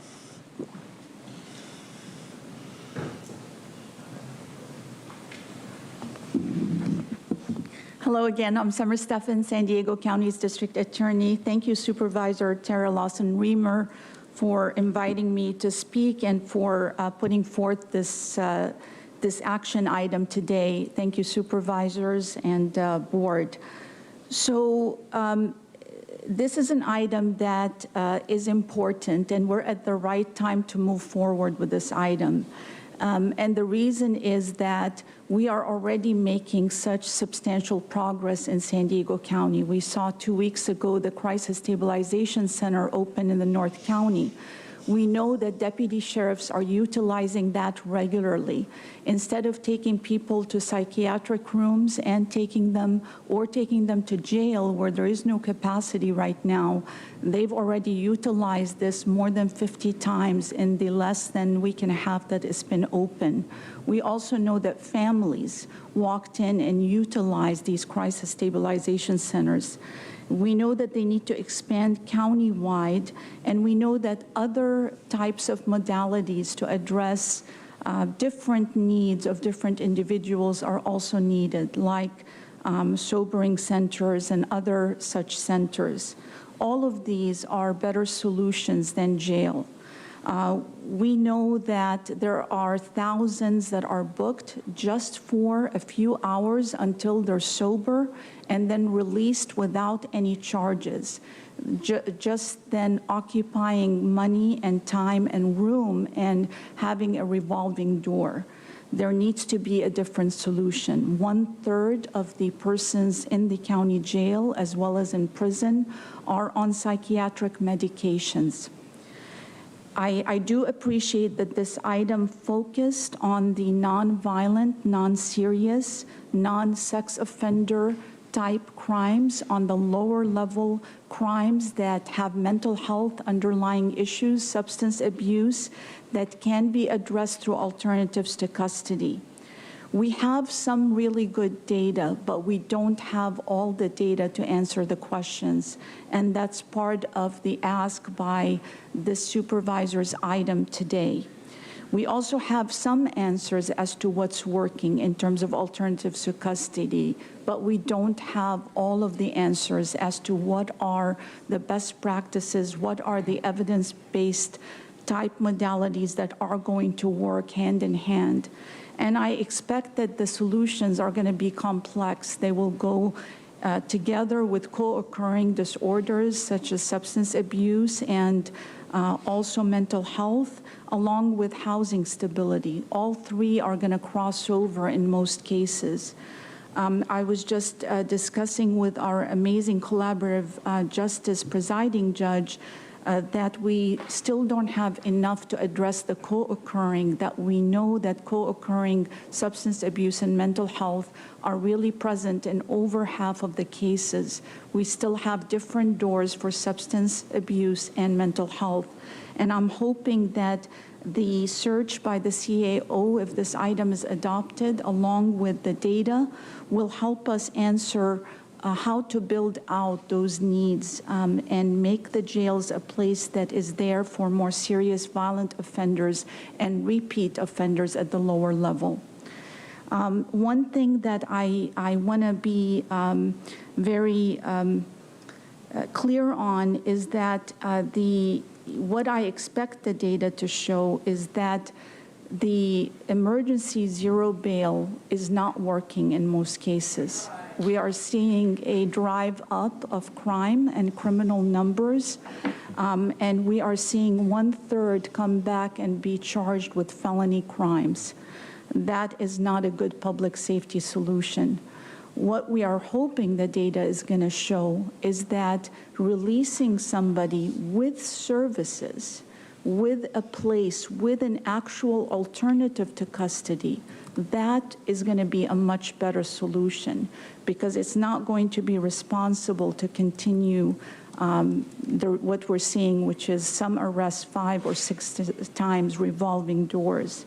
But all those answers, we don't have them yet, and that's why in keeping with the transparency and with having data-driven solutions, I am supporting this item because I am open and want to hear what the data tells us so that we can treat people compassionately, address the underlying causes. We know it works. We know that Veterans Treatment Court, for example, has a 7% recidivism rate only. We know that diversion for lower offenses with treatment has an under 5% recidivism rate. We know that our behavioral health court has a much lower recidivism rate than if we just let people stay in jail without treatment. We know that alternatives to custody, when done correctly, work. But we need more community services, community-based services to offer those to more people, and we need more data to keep us on the right track to balance safety with the ability to do alternatives to custody. Thank you so much.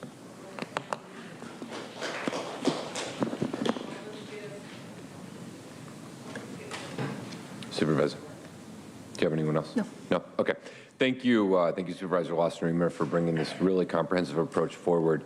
I think it's an incredible step forward for us as a county, and thank you to all of the folks who participated in the crafting of this. We're going to go to our public speakers on this item. After we hear from the members of the public, then we will come back to the board. Thank you, Chair Fletcher. There are 29 requests to speak on this item, 12 in person, 17 by phone. We also received 73 e-comments, 67 in favor, 3 in opposition, and 1 neutral. We'll begin with the in-person speakers. Those in favor of this item, I'll be calling you in groups of 5. As your name is called, please come forward and stand against the east wall under the murals until it is your turn to speak.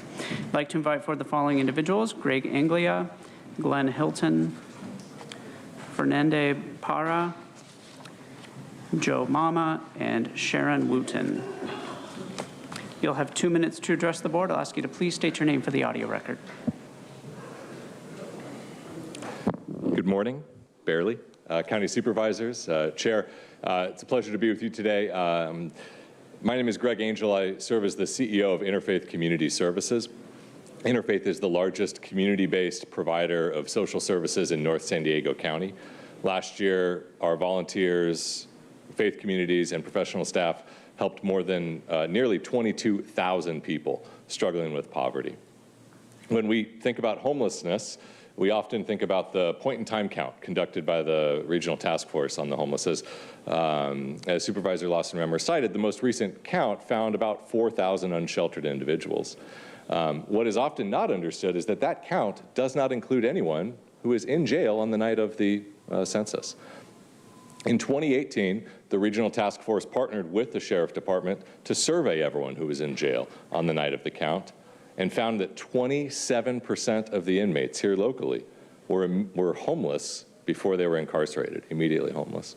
So when we look at 1,500 people on a daily basis who are not in jail as a result of policy changes, we know a very large portion of them are not home with their families, but they're on the streets of our community.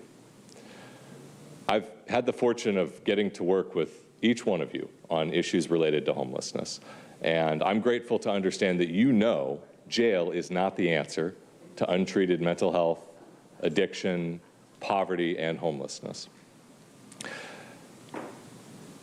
DA Summer Stephan said it very well. We need more services in order to help individuals who are not going to be incarcerated due to lesser offenses that are often the result of being homeless or having untreated mental health. This is a unique opportunity to identify what worked and what is needed among those individuals, and we strongly support this item. Thank you very much. Next speaker, please. Good morning, supervisors. My name is Glenn Hilton. I'm Director of Community Care representing PATH, People Assisting the Homeless.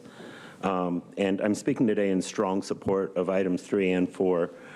I want to thank Supervisor Lawson-Remer for her leadership on this issue and for including us in this critically important community conversation. As Supervisor Lawson-Remer and some of the others rightly recognize, people experiencing homelessness are disproportionately harmed by criminal justice system, and we're really grateful for this move towards change. In addition to our multiple outreach and housing efforts here in San Diego, PATH also runs 2 innovative programs in partnership with the county. Our Community Care Coordination, or C3 program, serves justice-involved individuals with serious mental illness who are at risk of homelessness upon release from a county jail. And our C3 for Veterans program serves veterans being released from the county's Veterans Moving Forward program at the Vista Jail. The county sheriff's and public defender's office staff refer clients to that are at risk of experiencing homelessness to our clinical case managers, who provide intensive supports to connect them to a broad range of essential services, including access to housing, medical and behavioral health services, substance use treatment, and other supports to help ensure stability and reduce recidivism. The need is deep. 97% of the 116 individuals that we served at the beginning of our program lost their housing due to incarceration. 59% were incarcerated for long enough that HUD stopped counting them as literally homeless, meaning they actually needed to experience homelessness again before becoming eligible for some program. Thank you. Thank you. As the next speaker is coming forward, I'd like to invite the remaining speakers in favor of this item, Jerry Neslerade and Daphne Watsa. Good morning, supervisors. Chair, my name is Fernando Parra, and I would like to state my support for Supervisors Lawson-Remer's proposal to have a data-driven approach to public safety. From my own personal experience working in community-based organizations across Baltimore County, the state of Arkansas, and San Diego County, marginalized communities tend to be the ones most affected by insensible incarceration practices that are part of the status quo. It is of extreme importance that the county funds community-based resources outside of the traditional justice system, such as supportive services, counseling, treatment, and workforce development, so that we may divert people from disproportionately represented communities to alternatives to incarceration. Thank you so much for your time. Next speaker, please.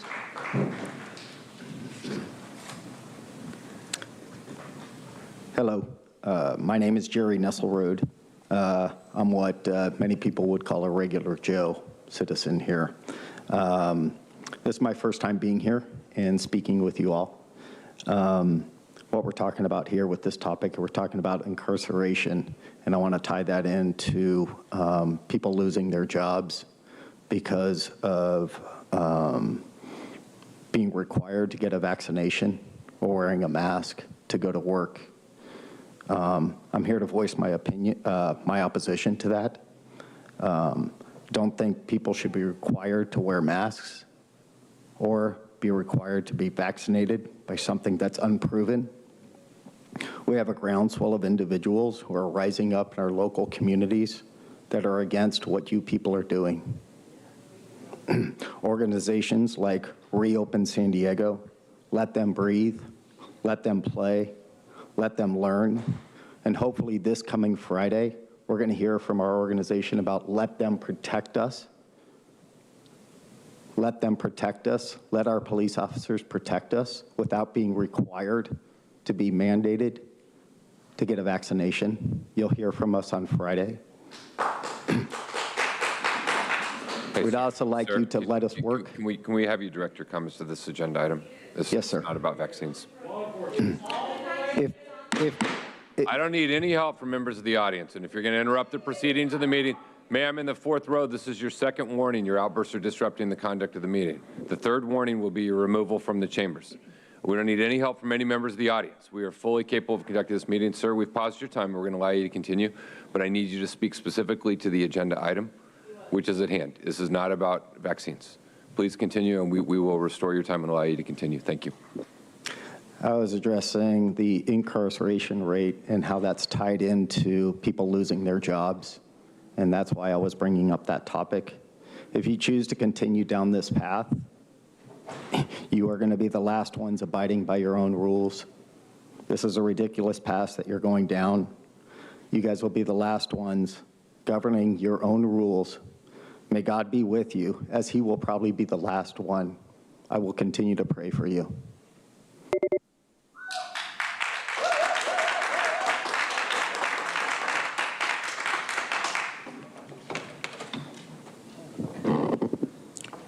Good afternoon, everyone. My name is Daphne Watson, and I'm the Executive Director of Mental Health America. And I stand in real support of Supervisor Reamer's board letter and to explore various options to incarceration using data to inform us and make meaningful reform. My agency, Mental Health America, we have been in the forefront working within the community, engaging individuals actively addressing their needs. Many of our programs really address individuals who have been incarcerated in some form or another. And we address a lot of the communities, excuse me, I got a tickle in my throat. Communities of color who have been arrested or have been involved in the justice system. Having a data-driven information and reform is really the best way for us to make sure we make effective change. Because a lot of times we do our best to provide various services or things that we think might be useful, but we might miss the boat. And unfortunately, sometimes we have. So this will give us an opportunity to really render real reform and really identify what are some of the challenges. How do we customize the care to address the needs of our individuals in our community, and really everyone in our community. Communities of color, LGBTQ communities often have been left behind. This will give us an opportunity to identify what unique needs these individuals have and best serve them. I thank you for your attention.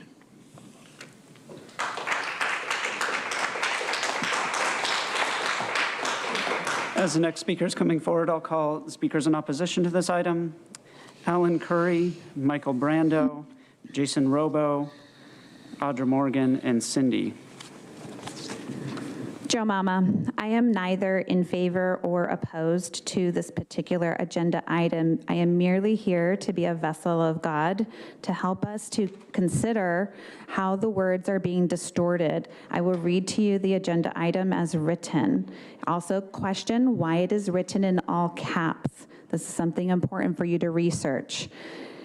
With great power comes great responsibility. A lot of us want to be powerful without taking the responsibility to do our own due diligence research. I encourage you to be responsible in your own research. Do not rely on another man or woman.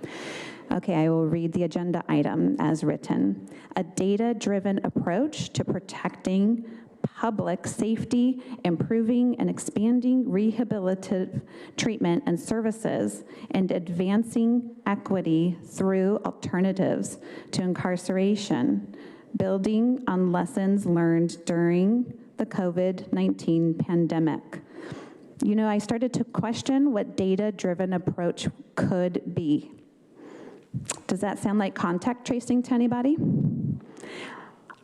I do not like the idea of us using data, which is technology. We have been given wisdom from God. Our human vessel is a wise vessel. We must be very responsible in identifying when this transhumanism approach is being placed upon us, and we must rebuke the devil in God's name.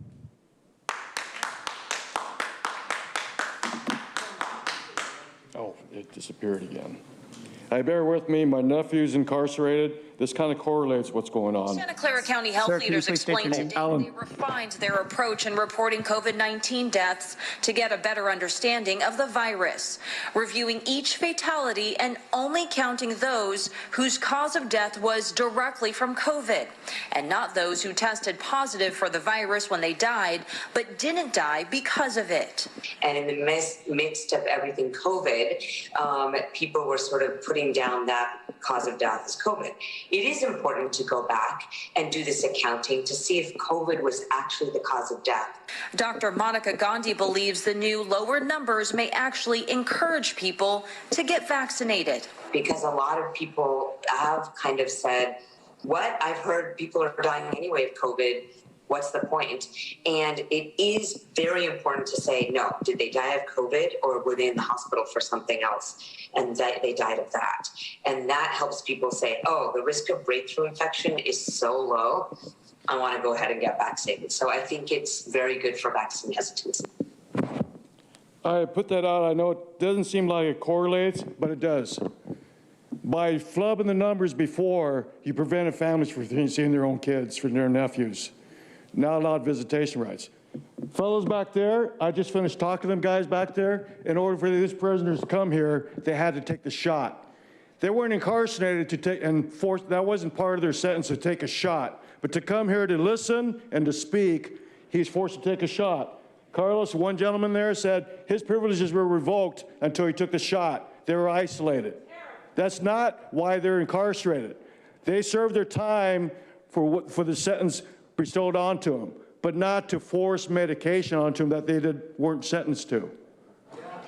And for myself, my own nephew, because of the numbers that were flubbed last year, and now you're telling the truth, just to make people take the shot again, it's wrong.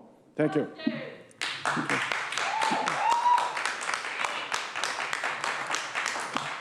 Before the next speaker begins, I would like to recall Aaron Wooten. I'm sorry, I mispronounced the first name. That's Aaron Wooten. Thank you.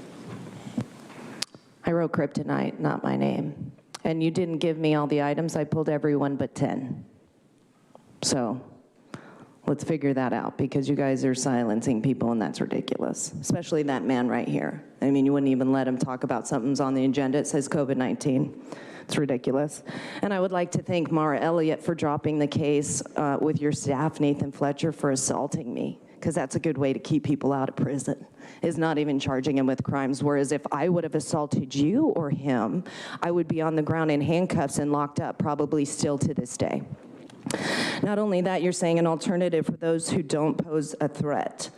Well, when the people who aren't vaccinated are posing a threat to society and you're calling us domestic terrorists, are you letting people out of prison so you can put us there? Or you have the FEMA camps for that?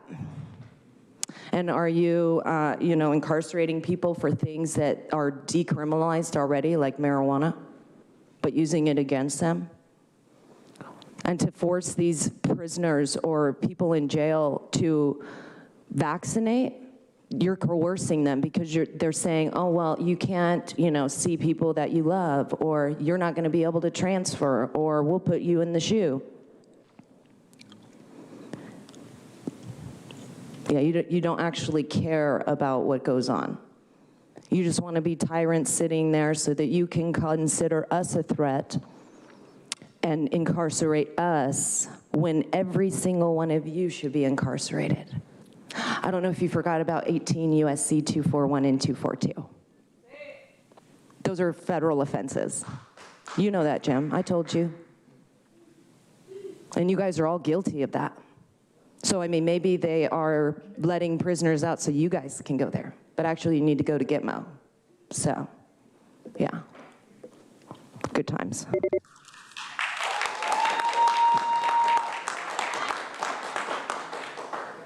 Hi, Cindy. Lessons learned from COVID, which is an interesting admission that this board is using COVID to experiment on prisoners.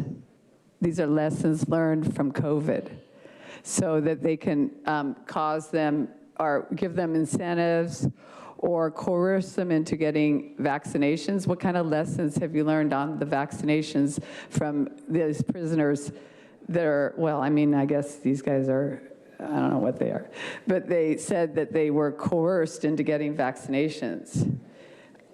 We talked to like 4 of them, just randomly saying, did you get a vaccination? They said they were made to get a vaccination. So is the Board of Supervisors using prisoners to be coerced into vaccinations? Tara Lawson-Remer, who has, in 1999, arrested as a terrorist, Tara Lawson-Remer. Actually, Mara Elliott and Summer Stephan should take you into custody. And in 2004, Tara Lawson-Remer was arrested and arraigned on charges of felony assault. Tara Lawson-Remer is a little criminal up there not looking at people. She's a little criminal that, yeah, she raised her eyebrows. Yeah, she knows she's a criminal. And she charges of felony assault and reckless endangerment and criminal trespass in New York City. She injured a police officer. I suppose, these little prisoners here that got coerced into having a shot would like to know that this is a supervisor that has a record like theirs, but they are homeless. Thank you. Next speaker, please.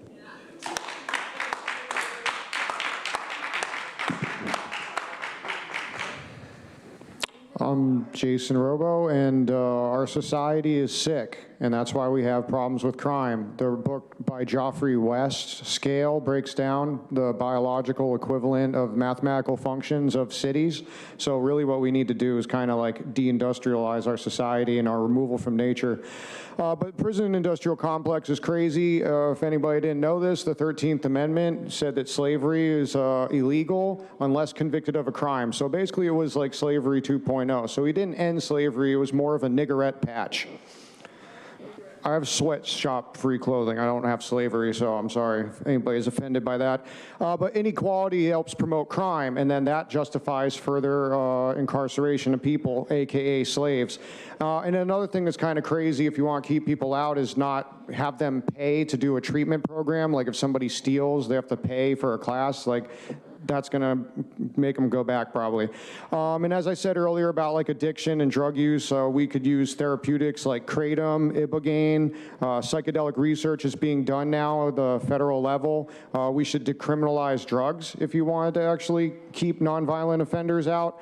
And we need to get people into nature, and we need exercise. Your brain actually releases chemicals and makes you feel good. Fun fact too, it's the endocannabinoid system. So all those straight edge weed haters, your brain makes cannabinoids, so screw you. George Carlin was right, though. We should, to fix the homeless situation, we should use golf courses because it's a waste of space.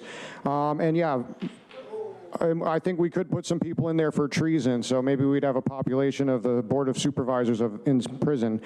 We showed you pandemic and showed you that you are part of a globalist coup that is undermining civil liberties all across the planet. But on a note, if for productive means transitional justice and reconciliation with crimes could be done with the victims and the perpetrators, and that would be productive. Thank you. Next speaker, please.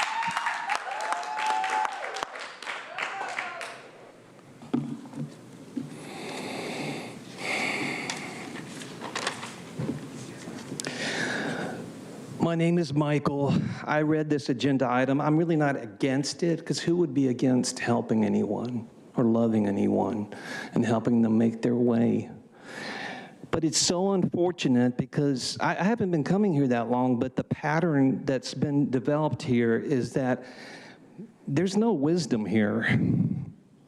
And I don't know if it's because many of you really do not know the heart of God and how much God loves you. I'm talking about experientially. But if all of us really felt that, there wouldn't be any need for talks of imprisonment or incarceration or drug addiction or all of this. But some of you have set yourself up to be enemies of God. I don't know what's happened to you in your past, Tara Lawson Reamer, but you're threatening people. You're telling people that basically they have no rights unless they offer blood sacrifice. And what I mean by that is putting poisonous substances in their veins. I don't care how many experts, lawyers, people who run organizations, doctors, speak about this stuff and try to coerce people. It's not being sold, and people around the world are waking up to this. So yes, let's help people, but this is a spiritual pandemic. It's a pandemic of lies. It's a pandemic of the spiritually deceived, deaf, dumb, and blind. And when we resolve that issue, all of these other ones will stop. Within the last 24 hours, I've met 3 people who had their loved ones killed by this injection. That's not to scare anyone here. Yeshua the Christ can heal you if you've got the injection. But people are dying from this injection. All of this needs to stop, including, well, all of it. God bless you.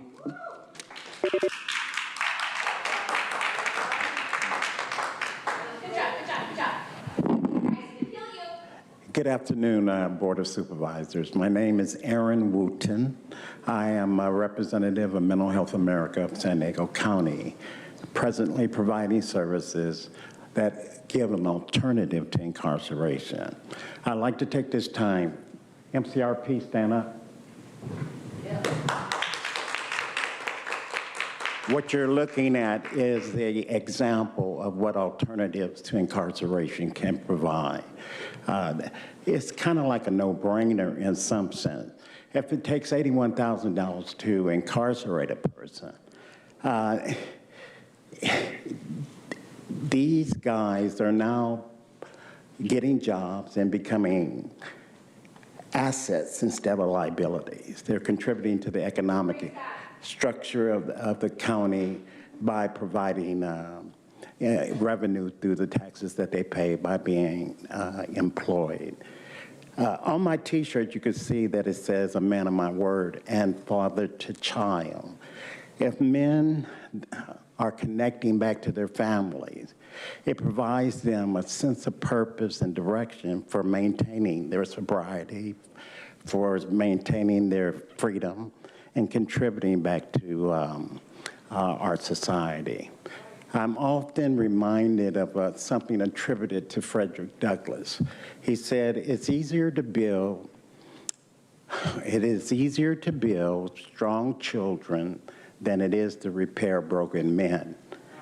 So, and I think in closing, part of this is about the building up of families that support the growth and development of children that become the kind of productive citizens that this country has always been known for and has used.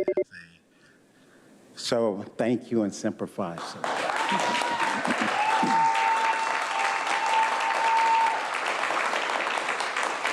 Now we will hear from those that requested to speak by phone. We'll be calling speakers by the last 4 digits of their phone number. You'll hear notification that your call has been unmuted. You will then need to press *6 to unmute your phone. We'll ask you to please state your name for the audio record, and also please mute your TV or live video stream before you begin speaking. And if you could please identify the first caller.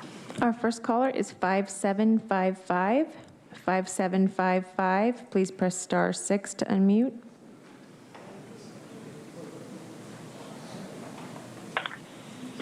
Good afternoon, Supervisors of the County of San Diego. This is Crystal Irving, President of Service Employees International Union, Local 221.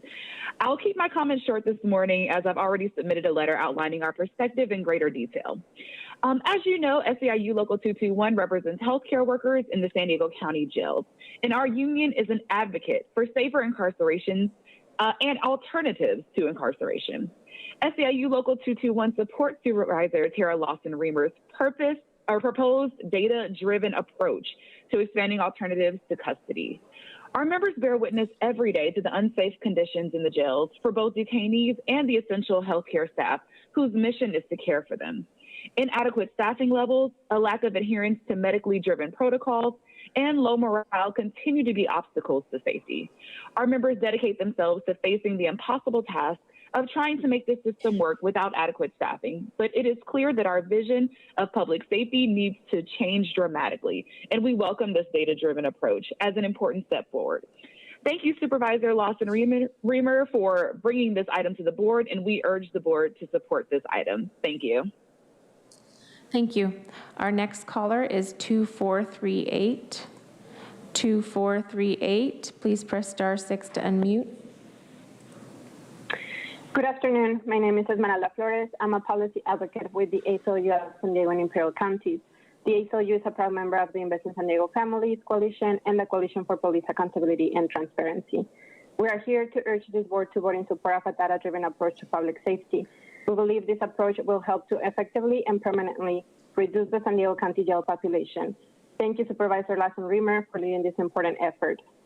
San Diego County residents deserve to live in communities that are free, safe, healthy, and thriving.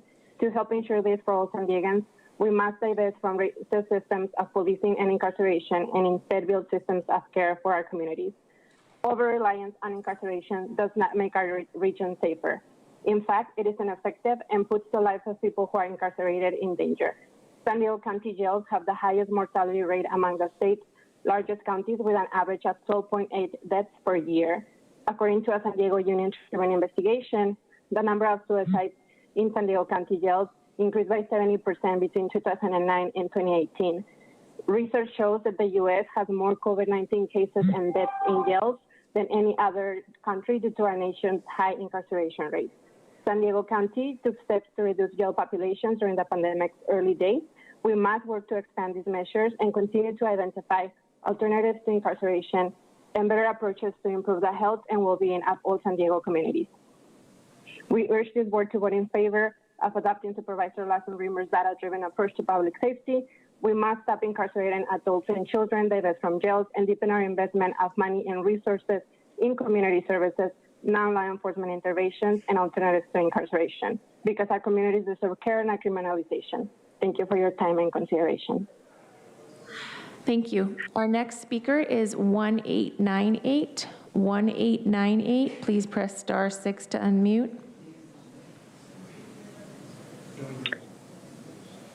Hi, my name is Ariana Federico. I'm the organizer with Mid-City CAN, and we are partners of the Invest in San Diego Families Coalition.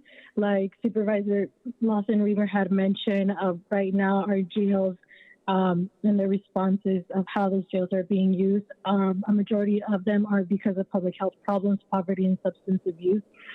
Along with Supervisor Lemer and our partners, we do believe that the county needs to take more drastic measures to ensure that there is a safe access and efficiency of system cares, and we need to continue and expand incarceration practices that were implemented during the pandemic.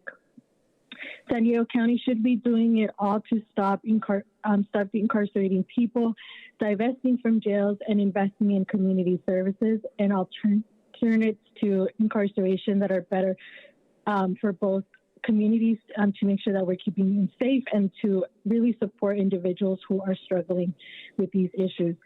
I had previously worked directly with survivors and victims of domestic violence, who some may have had experiences with being incarcerated because of the lack of access to their mental health needs or the use of substance. Incarceration is not the solution. We need to really provide care for people that are struggling.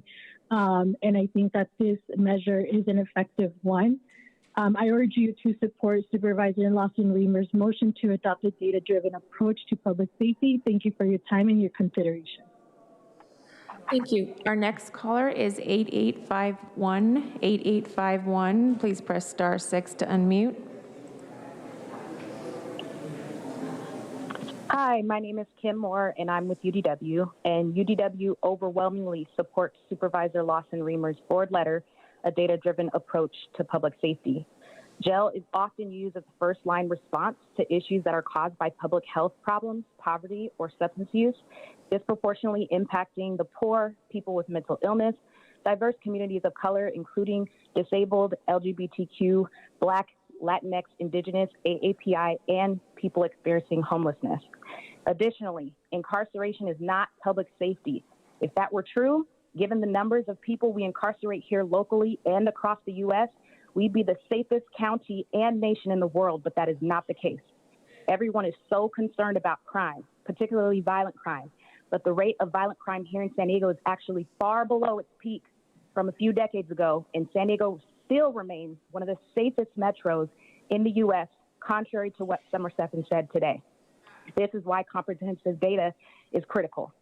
If you want to drastically reduce crime and violence, then ensure that every single San Diegan is housed, fight for free health care for everyone, to include mental health and substance use services, provide free child care for parents and guardians, and fight to make sure every person here has a wage that allows them to live in this county. That is what public safety is.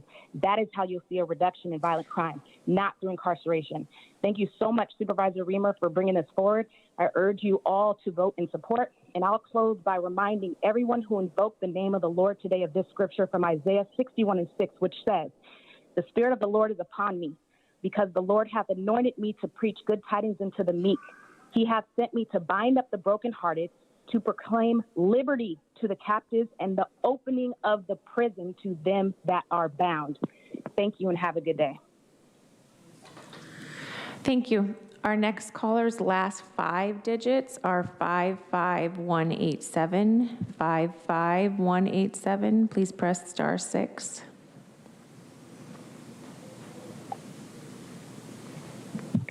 Good afternoon, board members. My name is Bianca Gaeta, and I'm a resident of District 1. I support Supervisor Lawson Reamer's board letter, which is a data-driven approach to public safety. Jail is often used as a first-line response to issues that are caused by public health problems, poverty, or substance use. The county should be investing in often underfunded community-based resources outside of the traditional justice system, including supportive services, counseling, treatment, workforce development, and overall creating the infrastructure to divert people to alternatives to incarceration. As the way the justice system currently operates is disproportionately impacting the poor, people with mental and behavioral health challenges, diverse communities of color, including disabled LGBTQIA+ individuals, Black, Latinx, Indigenous, AAPI, and individuals experiencing homelessness. People affected by mental health, poverty, substance abuse, or factors that pertain to their identity should not be targeted with incarceration, but rather have access to safe environments that contain the appropriate resources in which they can utilize in order to prosper. Thank you for listening. Our next caller is 1104. 1104. Please press *6 to unmute. 1104. Please press *6 to unmute. We'll come back. I'm sorry, now I've got it working. Thank you. Thank you, Chair Fletcher, Supervisor Lawson-Remer, for this item, and to all the county leadership and staff. My name is Jerry Hall, and in this capacity, I speak as a District 4 San Diego County Access Ambassador, and who is an advocate with lived experience in the legal system and with mental health issues, and one who speaks for those coming out of our jails and prisons who experience mental illness and substance use disorders. Although this work has an enormous social benefit in that it will ultimately integrate and reintegrate these men and women into our communities, there's a huge financial and business incentive. From a financial perspective, Supervisor Remer, data illustrates $145 million cost savings to our county and state overall, while we could be spending half that amount providing supportive programming to about 1,800 men and women. Naturally, this savings could be lower, and surely it spans across many departments in the state. This is an example of our realizing significant benefits with this innovation being forced upon us by the pandemic, and which is providing enormous financial savings and social benefits to both the county and state. I wonder how we could develop policy that encourages innovation by incentivizing departments to risk some of their budgets, exploring opportunities that may benefit other departments, and how could this policy be designed not to penalize those latter departments by reducing their budgets significantly because of those savings? And finally, and most importantly, how could we be more consistently changing our perspective and see this as an opportunity to better integrate these men, women, and children into our communities, ideally helping them address underlying mental health and substance use disorder issues, and that are likely contributors to their committing these crimes. So how can we address those mental health and substance use issues first without using our gym? I look forward to supporting this measure over the years to come, and thank you all. Thank you. Our next caller is 8729. 8729, please press *6 to unmute. Good afternoon. Thank you very much, Mr. Chair and members. My name is Toby Ewing. I'm with California's Mental Health Commission, calling in to support the county's discussions around ways to reduce incarceration, particularly with the focus on people with mental health needs. A few years ago, the Commission undertook a comprehensive review of challenges and opportunities across the state of California and issued a report with a number of recommendations that align very closely with this recommendation in the board letter put forward by Supervisor Tara Lawson-Remer, focusing really on the need for counties to develop comprehensive prevention-focused plans to reduce the number of people, particularly those with mental health needs who are in their custody environments. Among those recommendations, we also called for expanding technical assistance from the state and other partners to really support those efforts. With that in mind, the Commission is currently supporting a number of counties to do the kind of work that you're looking to do. Some of our staff have reached out to San Diego County staff to offer support. We're certainly available to continue to support the kind of conversation you're having in San Diego, including helping you connect with what other counties are doing to look at data surrounding your jail and the kinds of continuum of care strategies you can pursue in the community to reduce those numbers. I also want to make you aware that later this fiscal year, the state will make grant funding available to counties to support both continuum of care strategies that reduce criminal justice involvement, but also unnecessary hospitalizations. And we'd be happy to work with your staff to identify ways where those funds might be able to support the kinds of planning that you're proposing to do under this letter. With that, we're very supportive of the work. We're asking for you to support the recommendation to do this data-driven work, and we really appreciate the time you're spending on this topic today. Thank you. Thank you. Our next caller is 5187. 5187, please press *6 to unmute. Hello, and thank you, Chair Fletcher and Supervisors. My name is Chris Olson, and I'm Chief of Staff at Jewish Family Service of San Diego. I'm calling to express JFS's support for Supervisor Lawson-Remer's data-driven approach to public safety. I'd also like to thank the supervisor and her team for the incredible community outreach they've conducted along the way. This is an opportunity to continue to build upon the critical investments this board has made in addressing homelessness, behavioral health, and equity. As one of your many community partners in these areas, JFS supports added investments in community-based resources outside of the traditional justice system. Addressing the root causes of homelessness and behavioral health issues is both fiscally responsible and the right thing to do to serve all members of our community with dignity. Thank you, and we urge support of this item. Thank you. Our next speaker is 9358. 9358, please press *6 to unmute.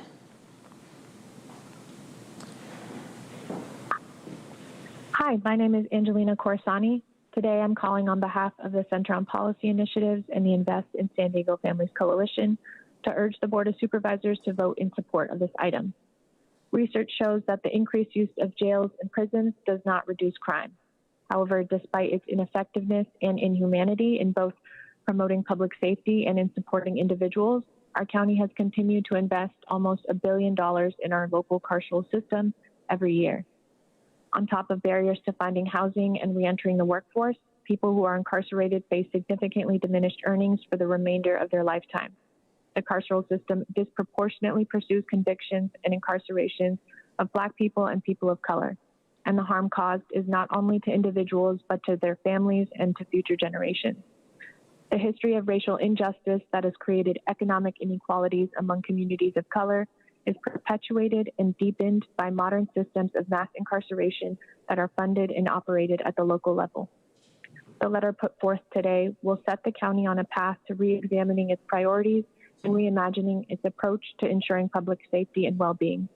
Research, data, and community input will drive a process to understanding what alternatives the county can pursue to address the root causes of system involvement and how public dollars can more effectively be used to provide our communities with the appropriate and necessary support to live, work, and thrive safely. I urge you all to vote in support of this item. Thank you for your time. Thank you. Our next speaker is 3788. 3788, please press *6 to unmute. 3788. Good afternoon. My name is Karen Sutton. I'm president of the League of Women Voters of North County, San Diego. I'm here today representing the League of Women Voters of San Diego and North County, San Diego. The League of Women Voters of California has a strong criminal justice position that includes support for police to identify individuals with mental health conditions, disabilities, or substance abuse addiction, so that officers can request support from appropriate medical and mental health professionals with the goal of diverting those individuals into treatment instead of jail. Our policy also supports reliance on evidence-based research in decision-making about law enforcement programs and policies. Our San Diego County position on homelessness supports rescission of policies and practices that criminalize homelessness. We support access to community-based programs that focus on rehabilitation, mental health treatment, substance abuse recovery, and transitional programs as alternatives to incarceration. In order to effectively and equitably implement these programs, a data-driven approach to understand and identify the most effective strategies is critical. We support Supervisor Lawson-Remer's board level letter. Thank you. Thank you. Our next caller is 5484. 5484, if you'd like to speak on this issue, please press *6 to unmute. 5484. If you'd like to speak on this, please press *6 to unmute. I'll come back. Our next caller is 0366. 0366. If you'd like to speak on this issue, please press *6 to unmute. 0366. If you'd like to speak on this issue, please press *6 to unmute. Hi, good afternoon. My name is Rebecca. I'm a resident of District 1. I urge you to support Supervisor Lawson-Remer's motion to adopt a data-driven approach to public safety. The county needs to ensure access to safe and efficient systems of care. We must stop incarcerating people, divest from jails, and invest in community services and alternatives to incarceration. This is incredibly important to me and the community as a whole. Thank you.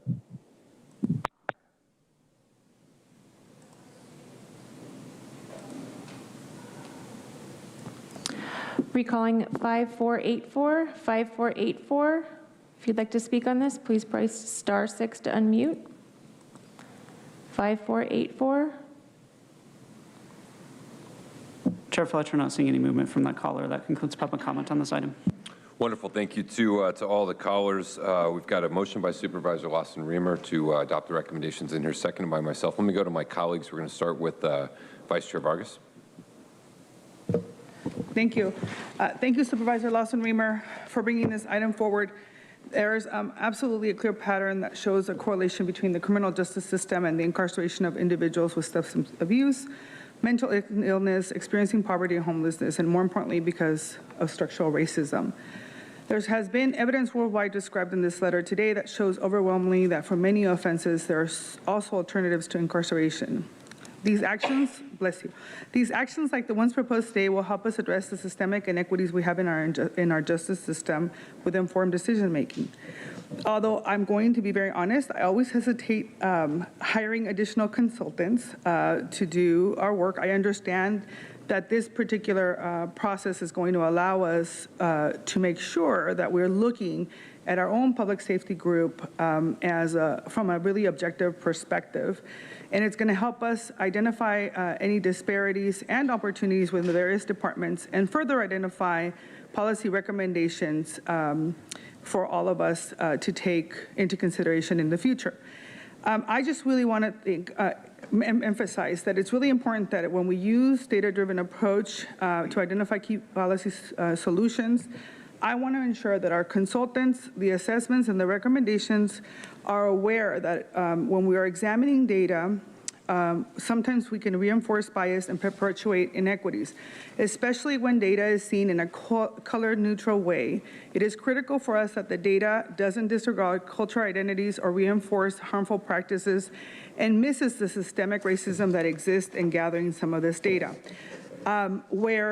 What we have seen, particularly through this pandemic, is that when we responded to COVID-19, not only with data, but also implementing policies that we started to use that included data-driven approach, while focusing on investing resources with equity-minded resources for our communities that had experienced, we actually experienced successful outcomes, creating a positive impact in our region.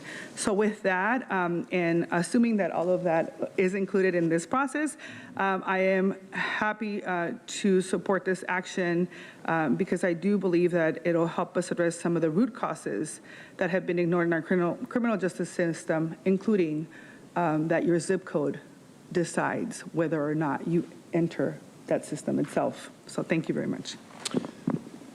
Thank you. Supervisor Anderson. Thank you, Chair Fletcher. I love restorative justice. I love out-of-the-box thinking. I think that we really need to challenge ourselves to get better outcomes. But I also think that when you're looking at issues like this, we need to make sure that we're asking all the right questions and then we're not narrowly looking at an issue without taking in all the considerations possible. And with that said, I want to make sure that these alternative treatments lead to better outcomes and ensure the safety of our communities. We know that in some of the poorest areas of California, according to the California Grocers Association, that many of the grocery stores have become food deserts because they couldn't control shrinkage. And while these are petty crimes, they forced other repercussions. So, you know, I want to do this. I love it. But I think that somewhere along the line, we need to be looking at the crime rates as part of it, the recidivism, and reoffense. And, you know, I don't know how best to address it. You've always been the queen of amendments. I'd love to make a friendly amendment to make sure that we're looking at this as an overarching and not whether these programs versus incarceration, but are they leading to better outcomes? And so I know that theft is not a big deal, but in California in 2020, just among grocery stores, it was $61.7 billion of shrinkage. And I don't want to create any more food deserts I want to make sure that we have programs that put people back on a path where they can enjoy life and be productive citizens. So, Supervisor Lawson-Remer, do you have any thoughts? Because when I looked through it, I didn't, and I'm not trying to, I really truly want it to be friendly. I just want to make sure that we take an overarching view that would lead to better outcomes. Happy to respond. I mean, I think we're, the intent of this fairly thorough approach is indeed to take an overarching look. I think it's not clear to me what this amendment that you're proposing, because the way this is worded is pretty clear.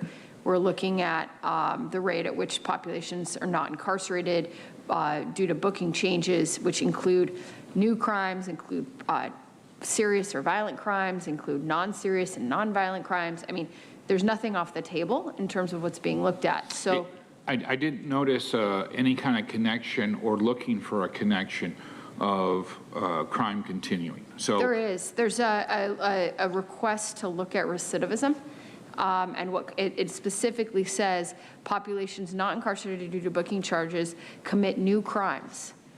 It's actually a quote. So I think I would be very happy to accept your comments in terms of legislative intent of what we're intending to do. I just don't see what it is that we would need to amend. That will work for me. Thank you. I appreciate it. Supervisor Desmond. Thank you very much, and thank you, Supervisor Lawson-Remer, for bringing this forward. This is kind of the obvious answer to a lot of the woes that we've been happening here lately. But I do have a couple questions just after a few comments. Is, you know, during COVID, county jails stopped accepting individuals who were committing nonviolent crimes, leaving more than about like 2,000 people who would otherwise have been in jail. So we saw the numbers decreased. They were released and never booked. And some of these crimes, you know, is a result of mental health or addiction issues. And we all know most of these folks are in need of services, not jail.